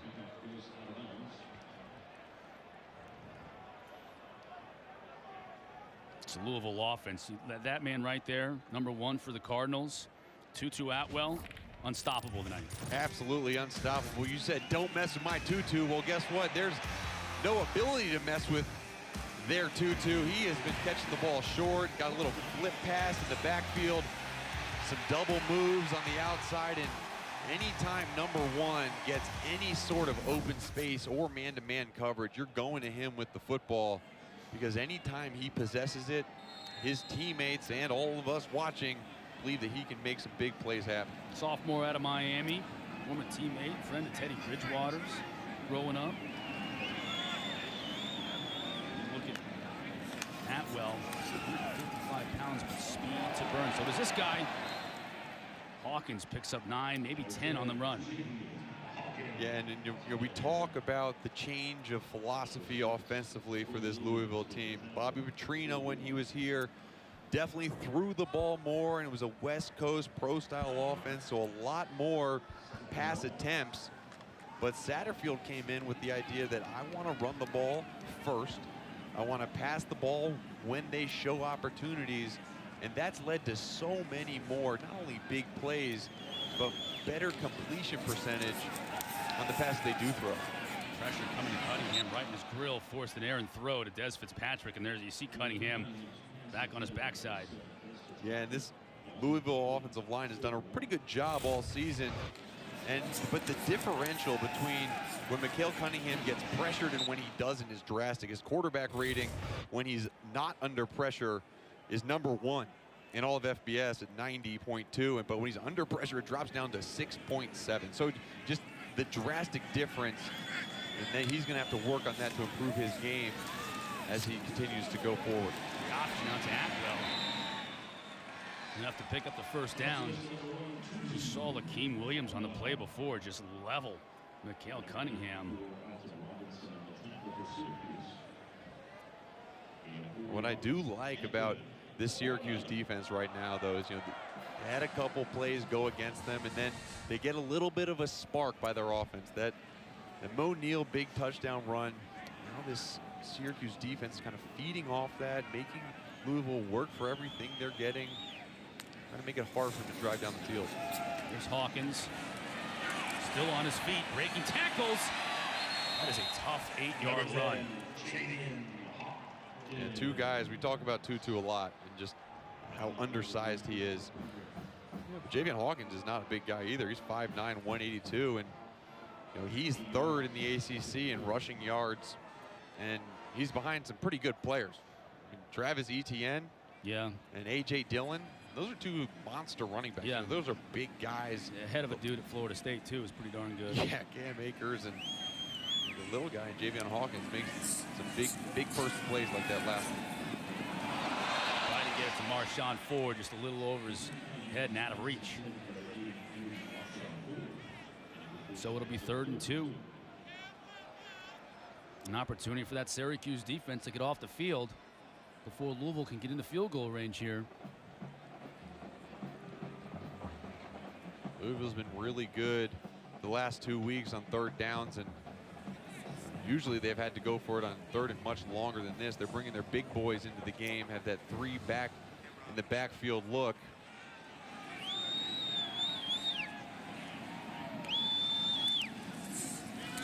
Cunningham keeps it, just a quick toss out to Ford. He's going to pick up the first.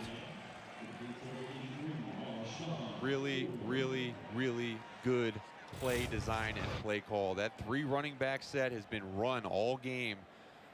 And then Mikael Cunningham pulls it out and throws it back to Mr. Reliable, Marshawn Ford. He's had such a big night. And I can definitely see this guy, a redshirt freshman, being incorporated in this offense more in the next coming weeks and absolutely next year. Wakefield in motion. Hawkins high-stepping into the secondary. 12 yards and another first. Oh, my goodness. Well, they have everybody on the right side of the line of scrimmage, an unbalanced set, and they just run back the other way. And look at that offensive line move. And there's a little hop over nothing. I think you were just hopping over the yard line. But it worked, right? Oh. There it is. Didn't really have a purpose to that, but sometimes they call him PlayStation. He has a PlayStation control on his arm. And sometimes you press the wrong button. And you just do a hop for no reason. Looks like that's what happened.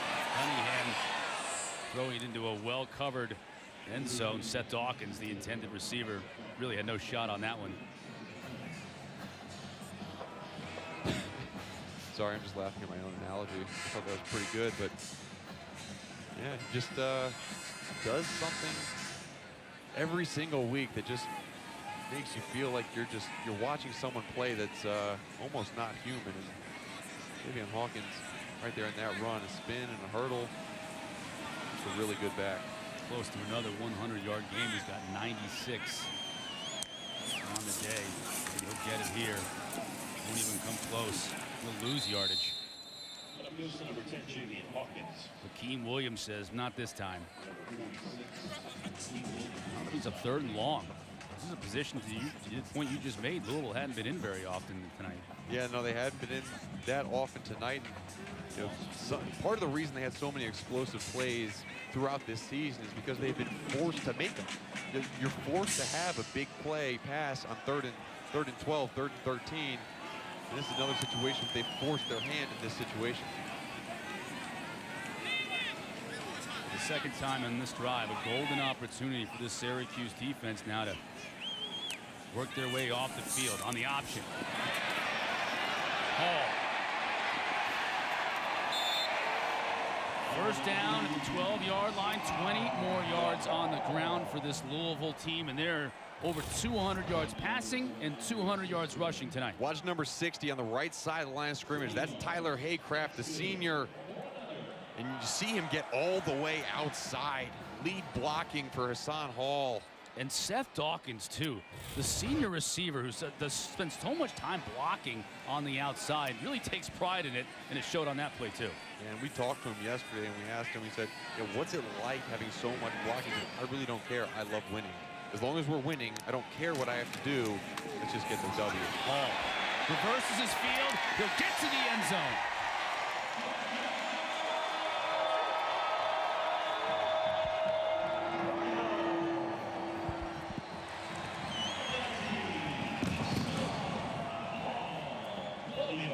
Well, Hassan Hall uses his speed and his agility, but look at this block.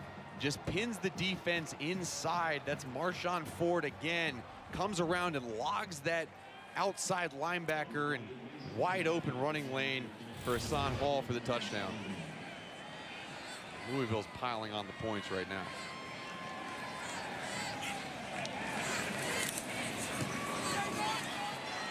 Shalafu into the All-State Nets. PAT good.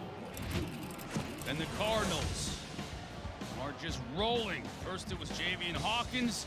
You entering today, Louisville had the 2nd best turnaround in FBS this season with 4 more wins than last year. Which team has the biggest turnaround this year in the FBS? I should know the answer to this. I think I know. You think you do? Yeah. Yeah. Definitely am. I'm going to guess Navy, but I'm probably wrong about that. James Turner kicking off high and short for Louisville. This is returnable. Brought down at about the 37-yard line. Aaron Hackett, the tight end, one of the up men for the Orange. Giving Syracuse good field position on this drive. Louisville has answered Syracuse seemingly every time Syracuse has scored to try and get back into this game. And they're just putting this Orange team now in a position where they're just going to have to continue to keep scoring, especially the way Louisville's running the football, because they can run some clock here in the second half. Yeah, they can, and it just seems as momentum picked up. You know, the last possession, Mo Neal had momentum going his way. Syracuse stopped early, but then some big play. Here he goes again. Neal. This is a big play for him. Down close to the 30-yard line.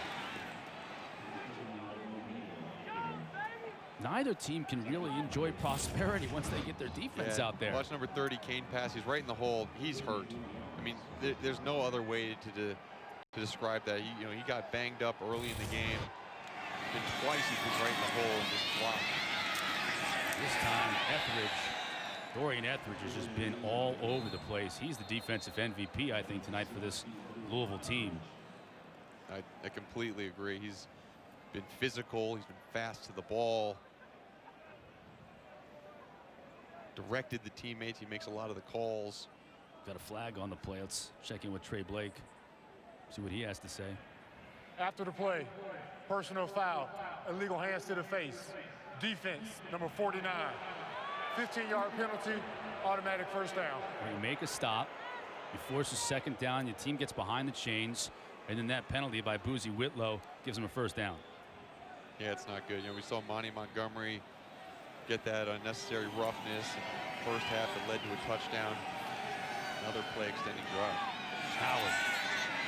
He's going to score. And just like that, Syracuse fights their way back. We only had a minute go off the clock. No, I mean, that's something that's going to drive Brian Brown, the defensive coordinator for Louisville, crazy. All the credit in the world to Syracuse in their run game, but extending the drive with a penalty is so hurtful. And you watch big number 5 lead up through the way, but 28, Jarvion Howard is just walking into the end zone, seemingly untouched. 48 seconds off the clock. Schmidt connects. Their last 2 drives, Syracuse last 2 drives, 36 seconds and 48 seconds. That's how you stay in the game, folks. And Syracuse has done just that. They've done it all on the ground. And biggest turnaround this year in FBS. Biggest turnaround?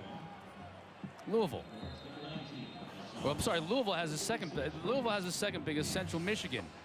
Oh, we had Central Michigan earlier this year. Yeah, we did. Was. We should know that. We should know that. We do know that now. That's the best part about it. Onside kick attempt by Syracuse. Now there's a big scrum.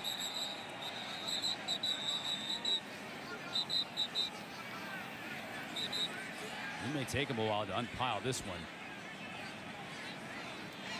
Jack Fago is down there on the bottom with the Cardinals, and the Orange have it. Well, if you can't stop Louisville defensively, don't let them get the football. And look who got it. Number 21. That's Lee Pogba. I thought for a second it'd be Mo Neal, the other 21. It goes. Now the question is whether it went 10 yards before Nolan Cooney, who's kicking off now. The kick was recovered by the kicking team. The previous play is under further review.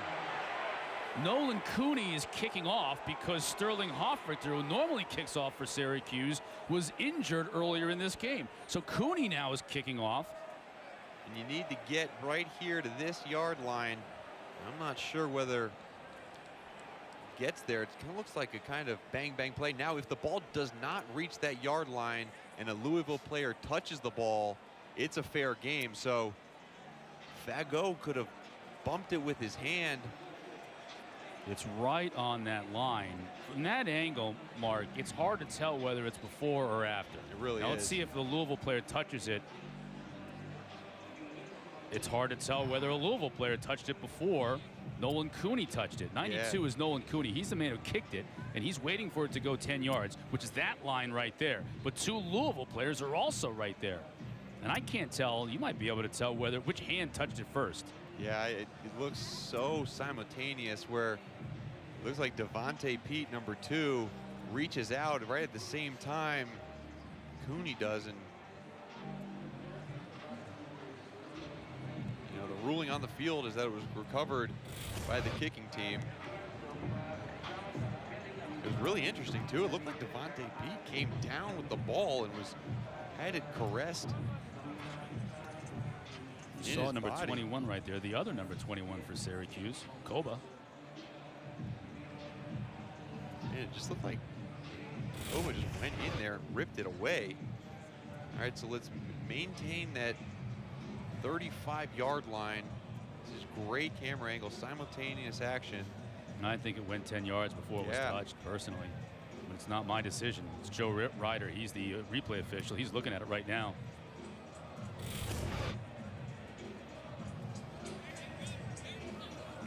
Pogba he ripped it out of Devontae Pete's arms.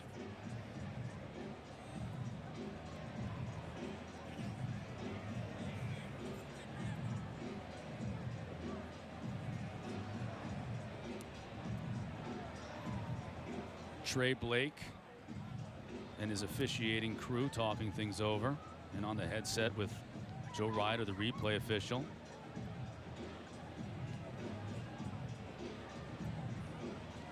Talk about momentum and the shift that's been going back and forth. And after further review, there was an illegal block by the kicking team, number 34. He was blocking before the kicking team was eligible to touch the kick. It's a 5-yard penalty from the previous spot, and we'll re-kick. So they're saying Eric Coley was blocking on the play before the kicking team was legally allowed to block. This is him closest to us on the screen. Here he is right there. He's running interference before the ball goes 10 yards.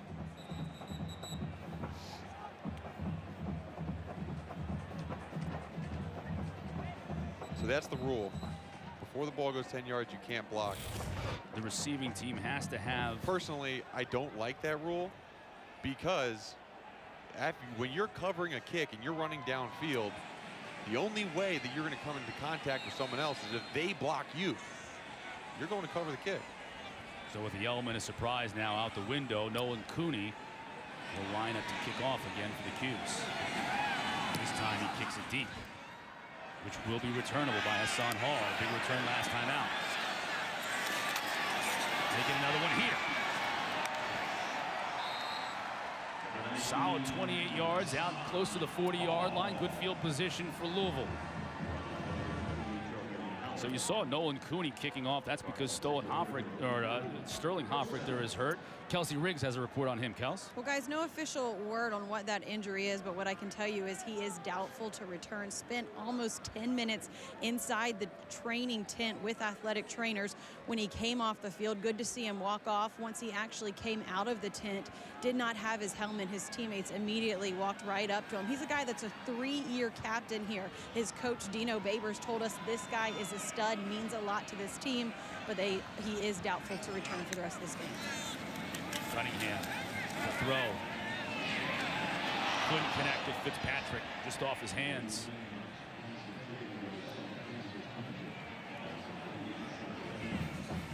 Fitzpatrick's been quiet tonight. Yeah, They're all 2-2 in the tight ends. And we highlighted him a couple times in his big blocks on the edge. That was his first target in the passing game. A little bit too high. He's a big receiver, 6'2". Just unable to come down with that one.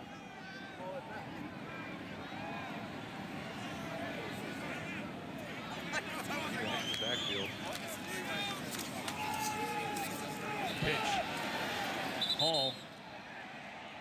That's Hawkins. There's so much happening behind the line of scrimmage for this Louisville offense. Guys going in all different directions. And it's another iteration of this run game, the triple option. It's a true triple option where you can hand off or you can run the ball at the quarterback and you have a pitch man at the end of the play. You don't see that too often anymore in college football, but really well executed by Louisville on that play. 3rd down and 4 for the Cardinals. Atwell in motion near side. Again on the option. Again, it's Hawkins. Spins his way still on his feet. Now slung out of bounds. Down Robinson. It's a 1st down for the Cardinals.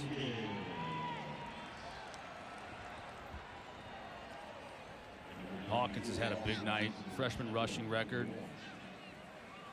Another 100-yard game. Most by a Louisville freshman. That reminds me of another great runner that they had, Lamar Jackson, and he has more than he did. So you're in good company, Javion Hawkins. Yeah, not by a long shot. Gets another carry here as he trying to bounce it outside. Still on his feet. 30, 25, inside the 20. He'll score.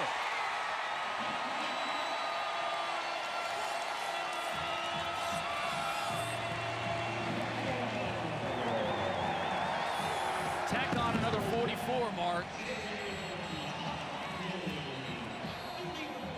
Well, there he goes. Just when we updated his stats, he goes and does that. We have to redo our whole graphics now. Huge run, big touchdown. And you watch the players on this field.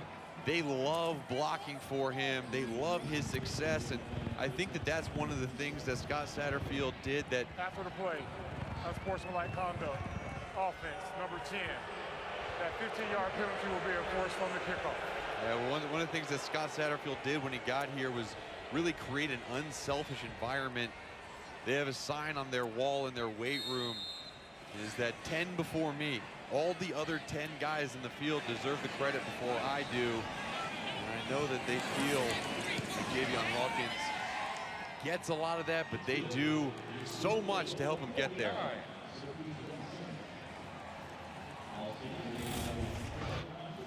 Well, Javion Hawkins is going to take it around the right edge, but what I want you to watch as this play develops, remember where number 60 is, senior Tyler Haycraft. He gets working up, gets one block on the right side of your screen. Don't worry, he'll come back in your screen after that spin move happens. Oh, he's all the way downfield. Pancake block on Andre Cisco, the preseason All-American safety. Dwayne Ledford, coach, he's an, oh my goodness, he's an offensive coordinator, O-line coach.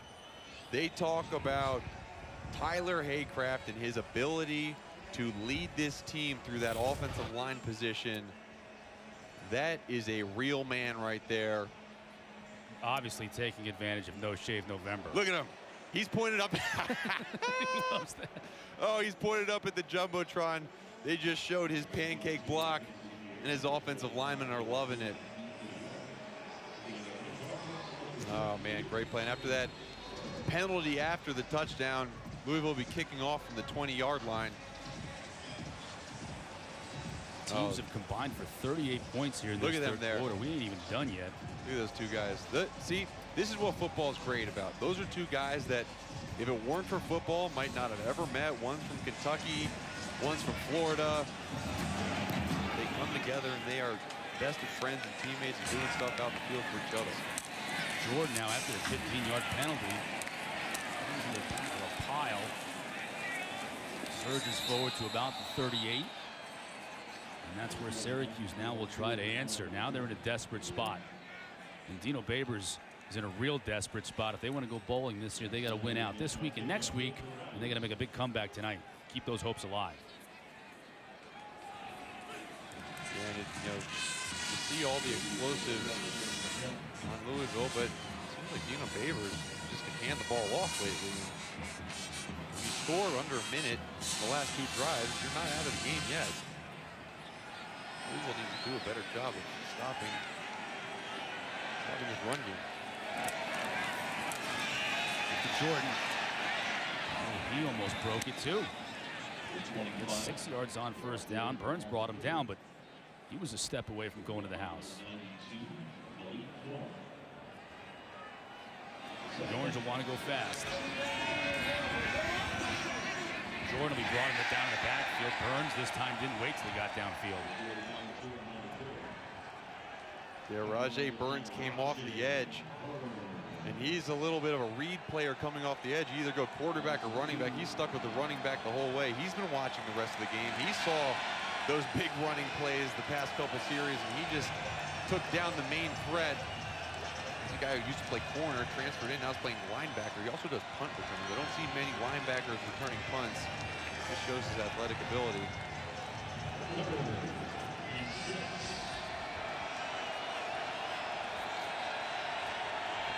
Third and 6 for the Orange. Double pass. Jordan pushed back, but he may have reached the line to gain. Yeah, He did. Looks like they're signaling for the chains to move, and I'm just impressed with this Syracuse offense. Continually not giving up, fighting, play to get everybody running to the sideline, and then flip it right up the middle.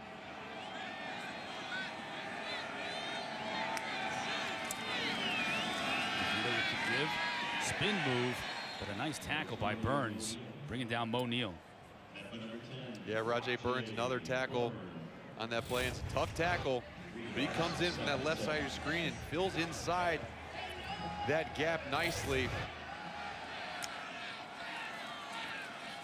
Give again to Mo Neal. Stopped short. This time he won't even get to the line of scrimmage. C.J. Avery brings him down.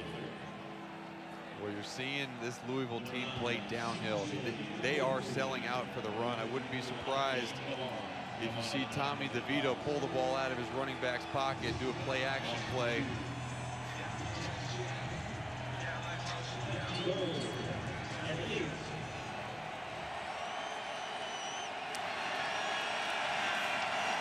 Seeing it right here. Goes out to Harris. Perfect pass for the first down. We talked about that matchup earlier. Harris versus Jones on the outside.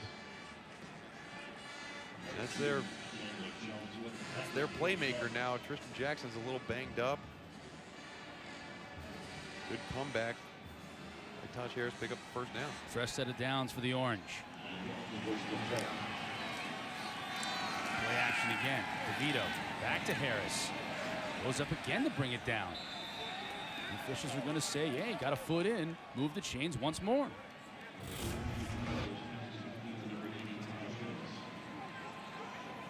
Oh, does a good job of getting that right foot down in bounds.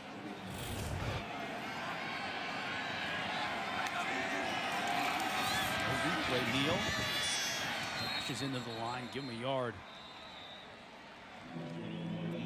Well, what these play sequences are telling me is they obviously want to run the ball. When they need to get a big chunk, they're going to go to the outside to Taj Harris, and he's run 2 comeback routes. So that's all that's doing is setting up Chandler Jones for that double move. At some point late in this game, you're going to see a double move. Taj Harris and Chandler Jones matched up against each other. Final seconds of this third quarter ticking down. Rhino's in the game. Chris Elmore, number 5. Syracuse doesn't get the play off. They blow it dead. Time expired in the quarter prior to the snap. It's the end of the third quarter. Tommy DeVito and the Orange couldn't quite get that one off, but they're moving the football here. Down big, though. Got to put this one in the end zone. Twinkle toes. Number 73 there for the Cardinals. Chris, I've always wanted to know what 6'7", 370 looks like dancing. There it is right there, folks. I want to know what it's registering on the Richter scale. Oh, boy. Entering the fourth quarter, Orange down 22, but driving. DeVito avoids the pressure. Put his head down and pick up about 6 yards. Now 3rd and 3. Big third down for Syracuse. Wild third quarter. Yeah, it really was. You know, so many points in that third quarter, and you see the ground game was a big part of it. Led a ton by Syracuse. So you know that big run by Hawkins, but Syracuse just time after time scoring quickly on the ground. Third down. That's Jordan's going to pick up the first down easily. Give him 13. It'll be 1st and 10 from the 12. A big pickup. Doesn't seem like Louisville has many answers for the Syracuse run game. I don't know if they have enough time. Jordan again, inside the 10.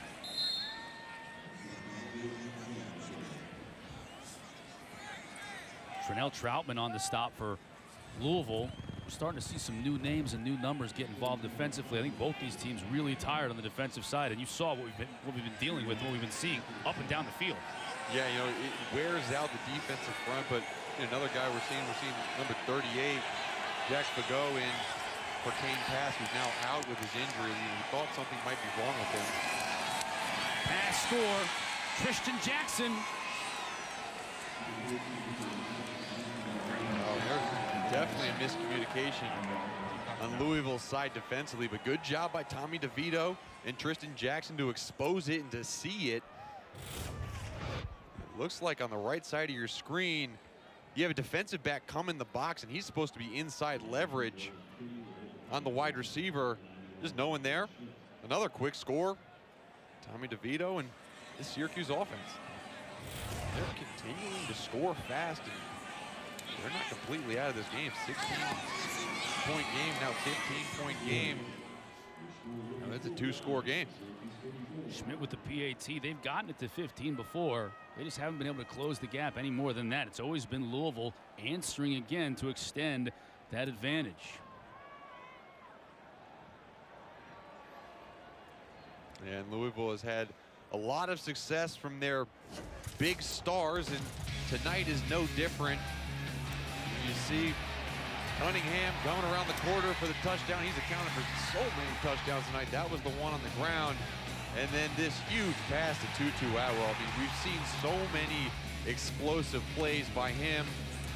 Unbelievable run by Hawkins to maintain his feet. The big block downfield. Let's see it again. Tyler Haycraft smushes a guy. A lot of smushing going on for these offensive linemen. Atwell, there's no smushing with Atwell because you got to catch him first, and no one's been able to catch him. Had that big 90-yard catch for the score that you just saw. 153 from Hawkins. Cunningham, 4 touchdowns passing, had 1 on the ground. And now it's Syracuse defensively. Their job, they've got to slow that offensive onslaught and get the ball back to their offense. Here's Hall. Still on his feet, out to the 31. 24 yards on the return tonight after Duke Wake Forest. All ACC will have all the scores, highlights, and breakdowns from the day's action on the gridiron. Nobody covers the ACC like we do. 10:30 Eastern, immediately following that Duke Wake game right here on the ACC network and on the ESPN app. Big goings on in Blacksburg tonight also. Virginia Tech trying to set up that battle with Virginia next week. They had the big halftime lead over Pitt. They were able to hang on and win, so that sets it up next week. Virginia and Virginia Tech for the Coastal. Cunningham quickly has to get rid of it, and it's intercepted. That's the defensive stop Syracuse needed. Andre Cisco, he's been exposed a little bit tonight at times, but he's coming back and making a big pick. He had a pick 6 last week. Here he is at your screen, and watch him just read the play. Comes back with Tutu Atwell, and the pressure up front caused Mikhail Cunningham to just float that ball up there. Good job jumping in front of it. He had 7 interceptions last year as a true freshman. He is just a turnover machine. Last week had a pick 6, follows it up with another interception this week, and it's like when you're kind of walking gingerly on the sideline. Howard couldn't avoid the first tackler. That was Rajay Burns. Just lucky to get back to the line of scrimmage. Yeah, this possession is so important for Syracuse. They've continuously been trying to gain momentum offensively, score after score after score. Tried to get that onside kick recovery to limit Louisville in terms of their possessions, and that's a huge turnover. They can get this one in the end zone, it becomes a 1-touchdown game.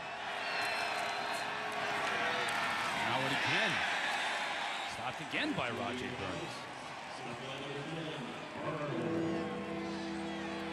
Now we have 3rd and long, but at this point in the game, this is 4-down territory for Syracuse. They have the great kicking game, but they need more points. So this play could just be a quick 5-6 yard play to set up a shorter 4th down.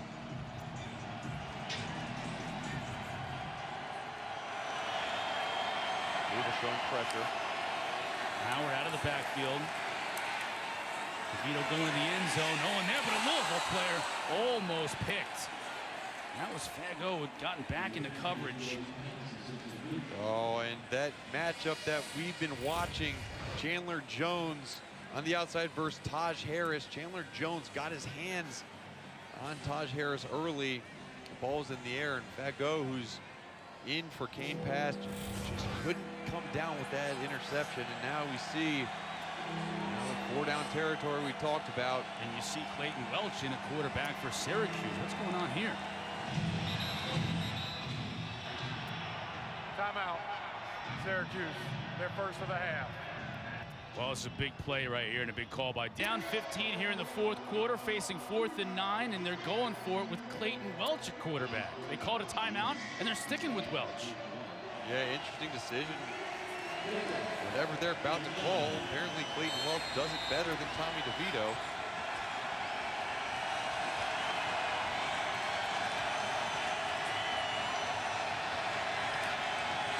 Jordan in motion. Welch to throw. Over the middle. Not even close. Wow. Yeah, I don't know. I mean, looks like they had a receiver open. But you know, I don't know why you bring in Clayton Welch. On a cold night like tonight. He's been on the bench all night long. It's an underthrown ball. You know, he's working away from his receiver, kind of fading away from the throw, throws off his back foot and just isn't able to get it there. So, okay, so that's the result of the play. Either way, we talked about the decision. We talked, you could kick a field goal, make it a 12-point game. You still need 2 touchdowns, but not the pressure of getting a 2-point conversion there. Now you have to stop Louisville once again. That's a good start. Getting him behind the chains. Son Hall loses a yard. Alton Robinson with the tackle. Yep, Alton Robinson came off the edge. There's good communication there.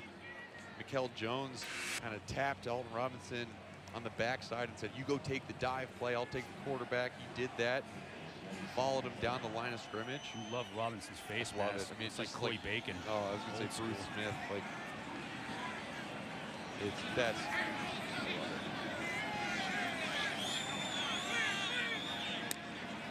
Second and 12. Louisville trying to keep it on the ground. Hall just got tripped up. Andre Cisco got enough to bring him down. It'll bring up a huge 3rd down for the Syracuse defense. Got to get off the field here. Yeah,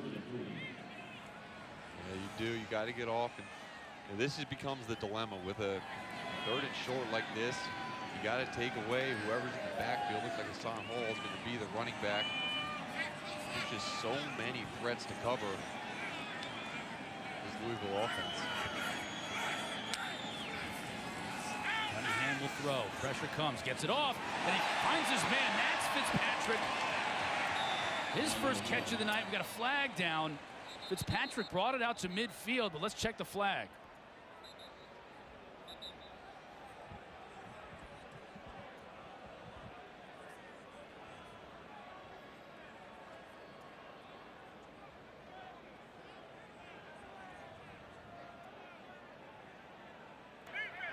Pass interference, offense, number 5.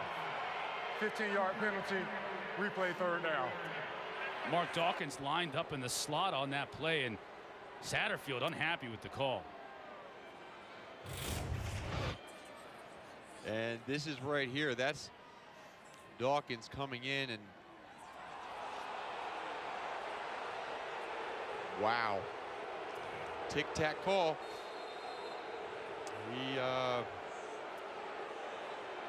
Satterfield's not pleased with it. Dawkins is not pleased with it. That was a really good play design. You're trying to run a wide receiver in the face of the defender. Not a lot of contact made either way. Now you got 3rd and forever. Try a screen. Hall gets what he can, but it won't be enough to move the sticks. Crowd going to let the officials hear it. The end result is Louisville's going to have to punt the ball back to Syracuse. And good hustle by the defensive line, chasing down that screen. That's how you have to stop these screen plays. Get someone to set the edge on the outside and chase down from interior defensive line. Great hustle, and Satterfield still can't figure out what happened. Sean Riley's back. He had the muff earlier in the game. Explosive returner. See if he can make up for that early mistake. Mason King's name, and he gets off a good kick. Riley back to his 16, makes the catch there, but Syracuse has a long way to go. Tomorrow on the ACC network, we'll have the #1 women's team and the #2 men's team in a college basketball doubleheader. Sabrina Ionescu and top-ranked Oregon square off against Syracuse at the Carrier Dome at 4 o'clock, and then second-ranked Louisville hosts Akron. Both games are available on the ESPN app as well. Clayton Welch staying in the game now for Syracuse, and you know, maybe Tommy DeVito got hurt. We just didn't see it. I didn't see anything where he got hit hard, where he came out holding something, his arm or his wrist or anything. Seems to be walking fine on the sideline. Yeah. I don't want to assume that he isn't hurt, but Dino Babers and Mike Lynch, offensive coordinator, going with Welch. Now on the screen pass. Not a lot of room, but making something happen, making a lot happen is Jordan. Midfield. He may go the distance. He's just stepping out of bounds. Marlon Character just ran him down at the 3-yard line. That's 81 yards on that screen pass. What is going on out there? Oh my gosh. True freshman Jordan just took this screen pass, and he should have been tackled behind the line of scrimmage, and right there a missed tackle by Rajay Burns, and then just you see the lack of effort on the edge by Louisville's defense. Starts stumbling and wobbling towards the end, but this, I mean, this is a really fantastic play. You've seen these running backs, whether it's catching the ball or getting handed off the backfield. The ruling on the field is that the runner stepped out of bounds at the 3-yard line. The previous play is under further review. They may be taking a look at this to see if he stepped out earlier than the 3.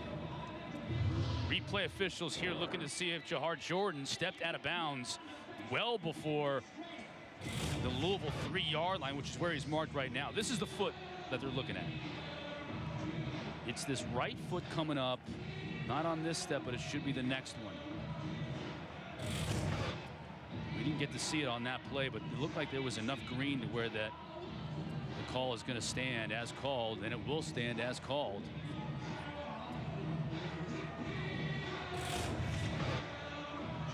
But just the effort play on this by Jordan to get down the sideline. Right there, you see the heel in green in between the heel and the sideline. And just tight rope tiptoeing along the side. But just, I mean, that is a pure effort play by a true freshman, knowing that they need to have something explosive happen. Great effort. Joe Ryder still in consult with Trey Blake, our referee. Joe Ryder, our replay official tonight, has gotten some work in. Everybody's gotten some work in tonight, man. This has been a wild affair.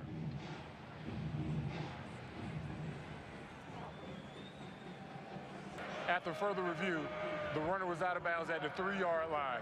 It'll be first and goal at the 3-yard line. Stands as it was called initially on the return. Howard now in the game for Syracuse. They're going to bring in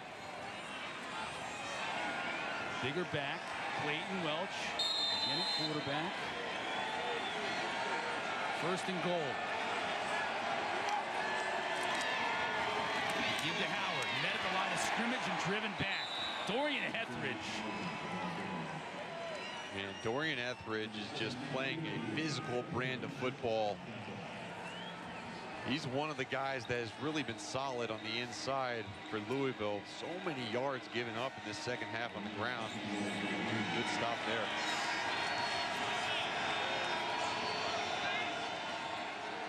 Clayton Welch in for Tommy DeVito at quarterback.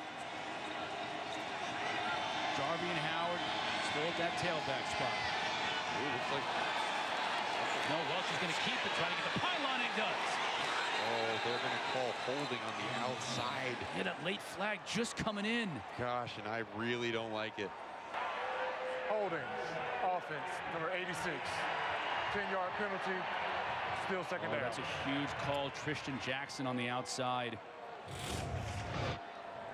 Watch right here. Tristan Jackson sees his quarterback's about to run. Yeah, he does hook that arm right there. And second look. He didn't have to do it. All he had to do was just stand in the way. Yeah. I didn't like it initially because I didn't see that backside arm, but that's, you know, that's the right call.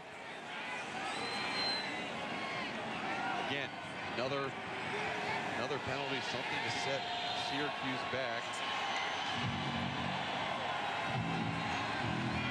Second down and goal now from about the 12. And the man on the outside of the receivers.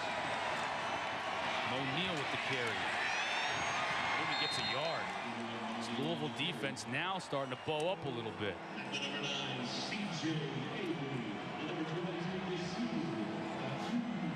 Third down now, and now with 8 minutes left in the game. They already said last time they were going to go for it on fourth down. Seems like it must be 4-down territory again. The clock winding inside 8 minutes.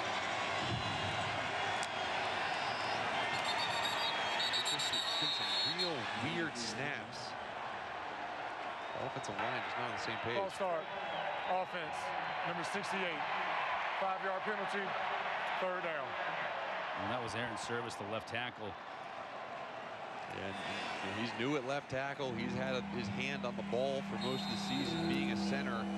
And you've seen some snaps be a little bit early by Carlos Federello, who's new at center, and then we saw a false start there. You also have Clayton Welch now, hasn't taken any snaps prior to the previous possession for Syracuse in this game.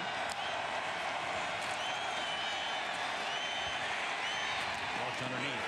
Hits his receiver, but not even close to where Syracuse needed to get. Aaron Hackett on the catch, but he's going to be brought down at the 13-yard line. 4th and goal.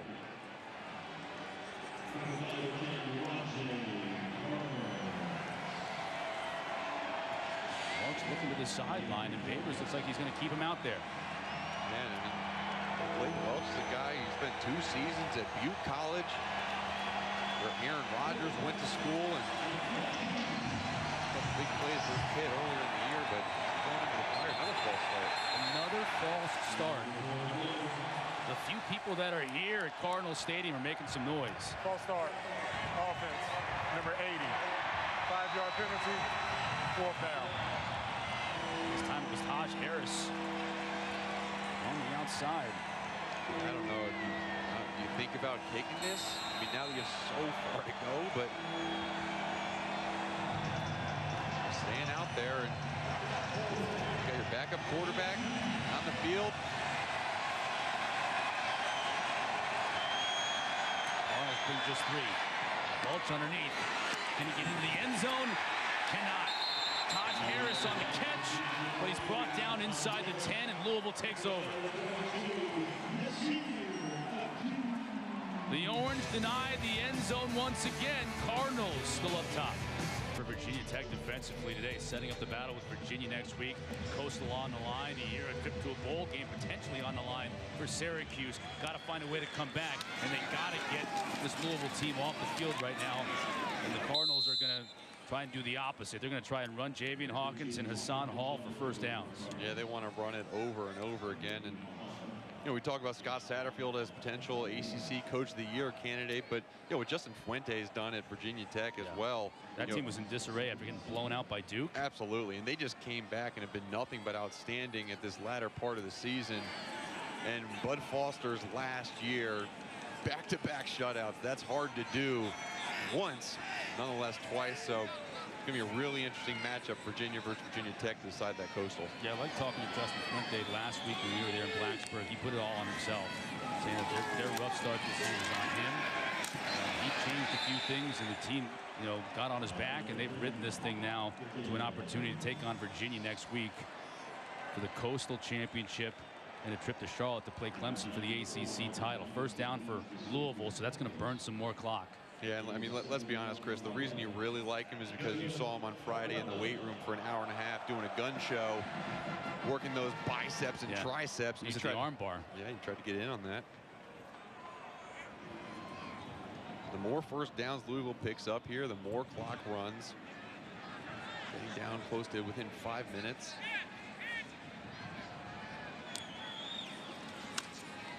This will be a big run, too. Hawkins picks up 4 on 1st down.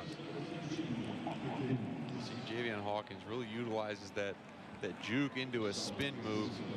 One thing you have to do when you're a running back doing that, you have to make sure you protect the ball, because anytime you start spinning, the ball tends to get away from your body. So right now, holding on to that football and not turning the ball over is going to be the #1 priority. Gaining that extra yard, maybe #2. He's got 167 and a touchdown on the night.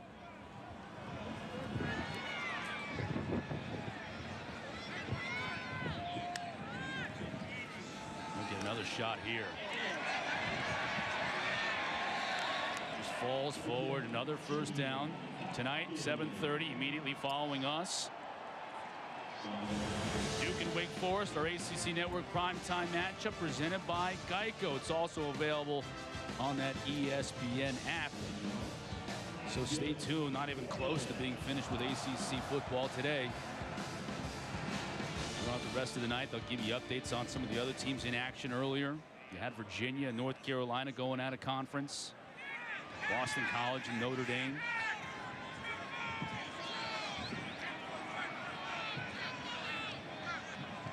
Another 1st down for Louisville as they try and burn this clock. Hawkins. Give him 8 on 1st down. Lakeem Williams brings him down, but this is exactly what Coach Satterfield wanted to do on this drive. Yeah, and see Syracuse defense getting a little bit tired. Just not as much burst off the line of scrimmage, not as much chase to them. These guys have played a lot of snaps and continually having to stop these playmaking receivers and backs. It's a tough task. I mean, it's a tough task in the beginning game. It's even tougher when you're tired. Cunningham content to let this play clock wind down inside of 5 seconds before snapping at Hawkins. Still on his feet past midfield. 40, 30. Knocked out of bounds inside the 20. He has gone well over 200 yards on the night. Just another explosive play by Javion Hawkins. And he uses the speed, but he just follows his big offensive lineman, barely even touched, until he gets all the way downfield. And the surge up front on that left side of the line of scrimmage with Mekhi Becton and Caleb Chandler, Cole Bentley. Good cutoff block on the backside by the right guard, Robbie Bell. There's a lot of thanks to go out, especially with Thanksgiving coming up next weekend. Javion Hawkins is going to do something special for that offensive line. Hawkins again. Stutter stop move. Picks up 4 more. Last time a Cardinal went over 200 yards rushing was Lamar Jackson 4 years ago against Texas A&M. Hawkins has over 230. What a night. Yeah, Syracuse is giving up the 2nd most yards per game rushing in the ACC, and Scott Satterfield anticipated that they could have some success running the ball. I think didn't really expect 200 yards for just one player, but they're with it. 2-2. I've said it before and I will say it again. Do not mess with my 2-2. Ah, that's the line of the night. Well, you can't mess with them, and the effort is not ceasing on this Louisville offensive side of the ball. Good play fake, and then you get the ball in number 1's hands, and he is not going to be denied another trip into the end zone. And how about Mikael Cunningham? He has provided so much for this team, throwing the ball, running the ball. Not everything has to be a deep shot down the field. He just sets up so much for this offense and does it through the hands and feet of number 1. 2 touchdowns for Tutu. Cunningham, 6 TDRs, all cards.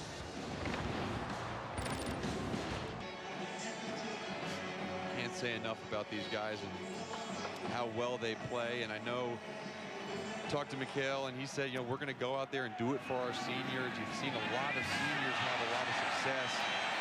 Those guys are performing, getting a win for their crew that led them through that transition of head coaches and, did so much. We've seen Tyler Haycraft, offensive lineman, senior, making some key blocks. Jordan Davis, the tight end, 5th-year senior with a touchdown catch, and Seth Dawkins, the big touchdown catch early. So, it's been a really good night for this senior class. We got Louisville at Kentucky next week, and then they will stand by to hear their destination for bowl season, which could be a really nice end of the season trip. This will be win number 7. They beat Kentucky. That's 8-4 on the year. And potential to win 9 games in a bowl game this year in Scott Satterfield's first year. Yeah, how about that? I mean, so much progress gets made week to week with this team. And when you have something so new and so raw, like Scott Satterfield has, you expect to see some improvement throughout an entire season, but every 7 days it seems like they get better at one thing or the other. And this is no different this week. They just have been really efficient offensively. Defensively, have struggled a little bit in the run game, but come up huge in some big stops in the red zone. Outside. Rajay Burns brings him down inbounds. Clock continuing to tick.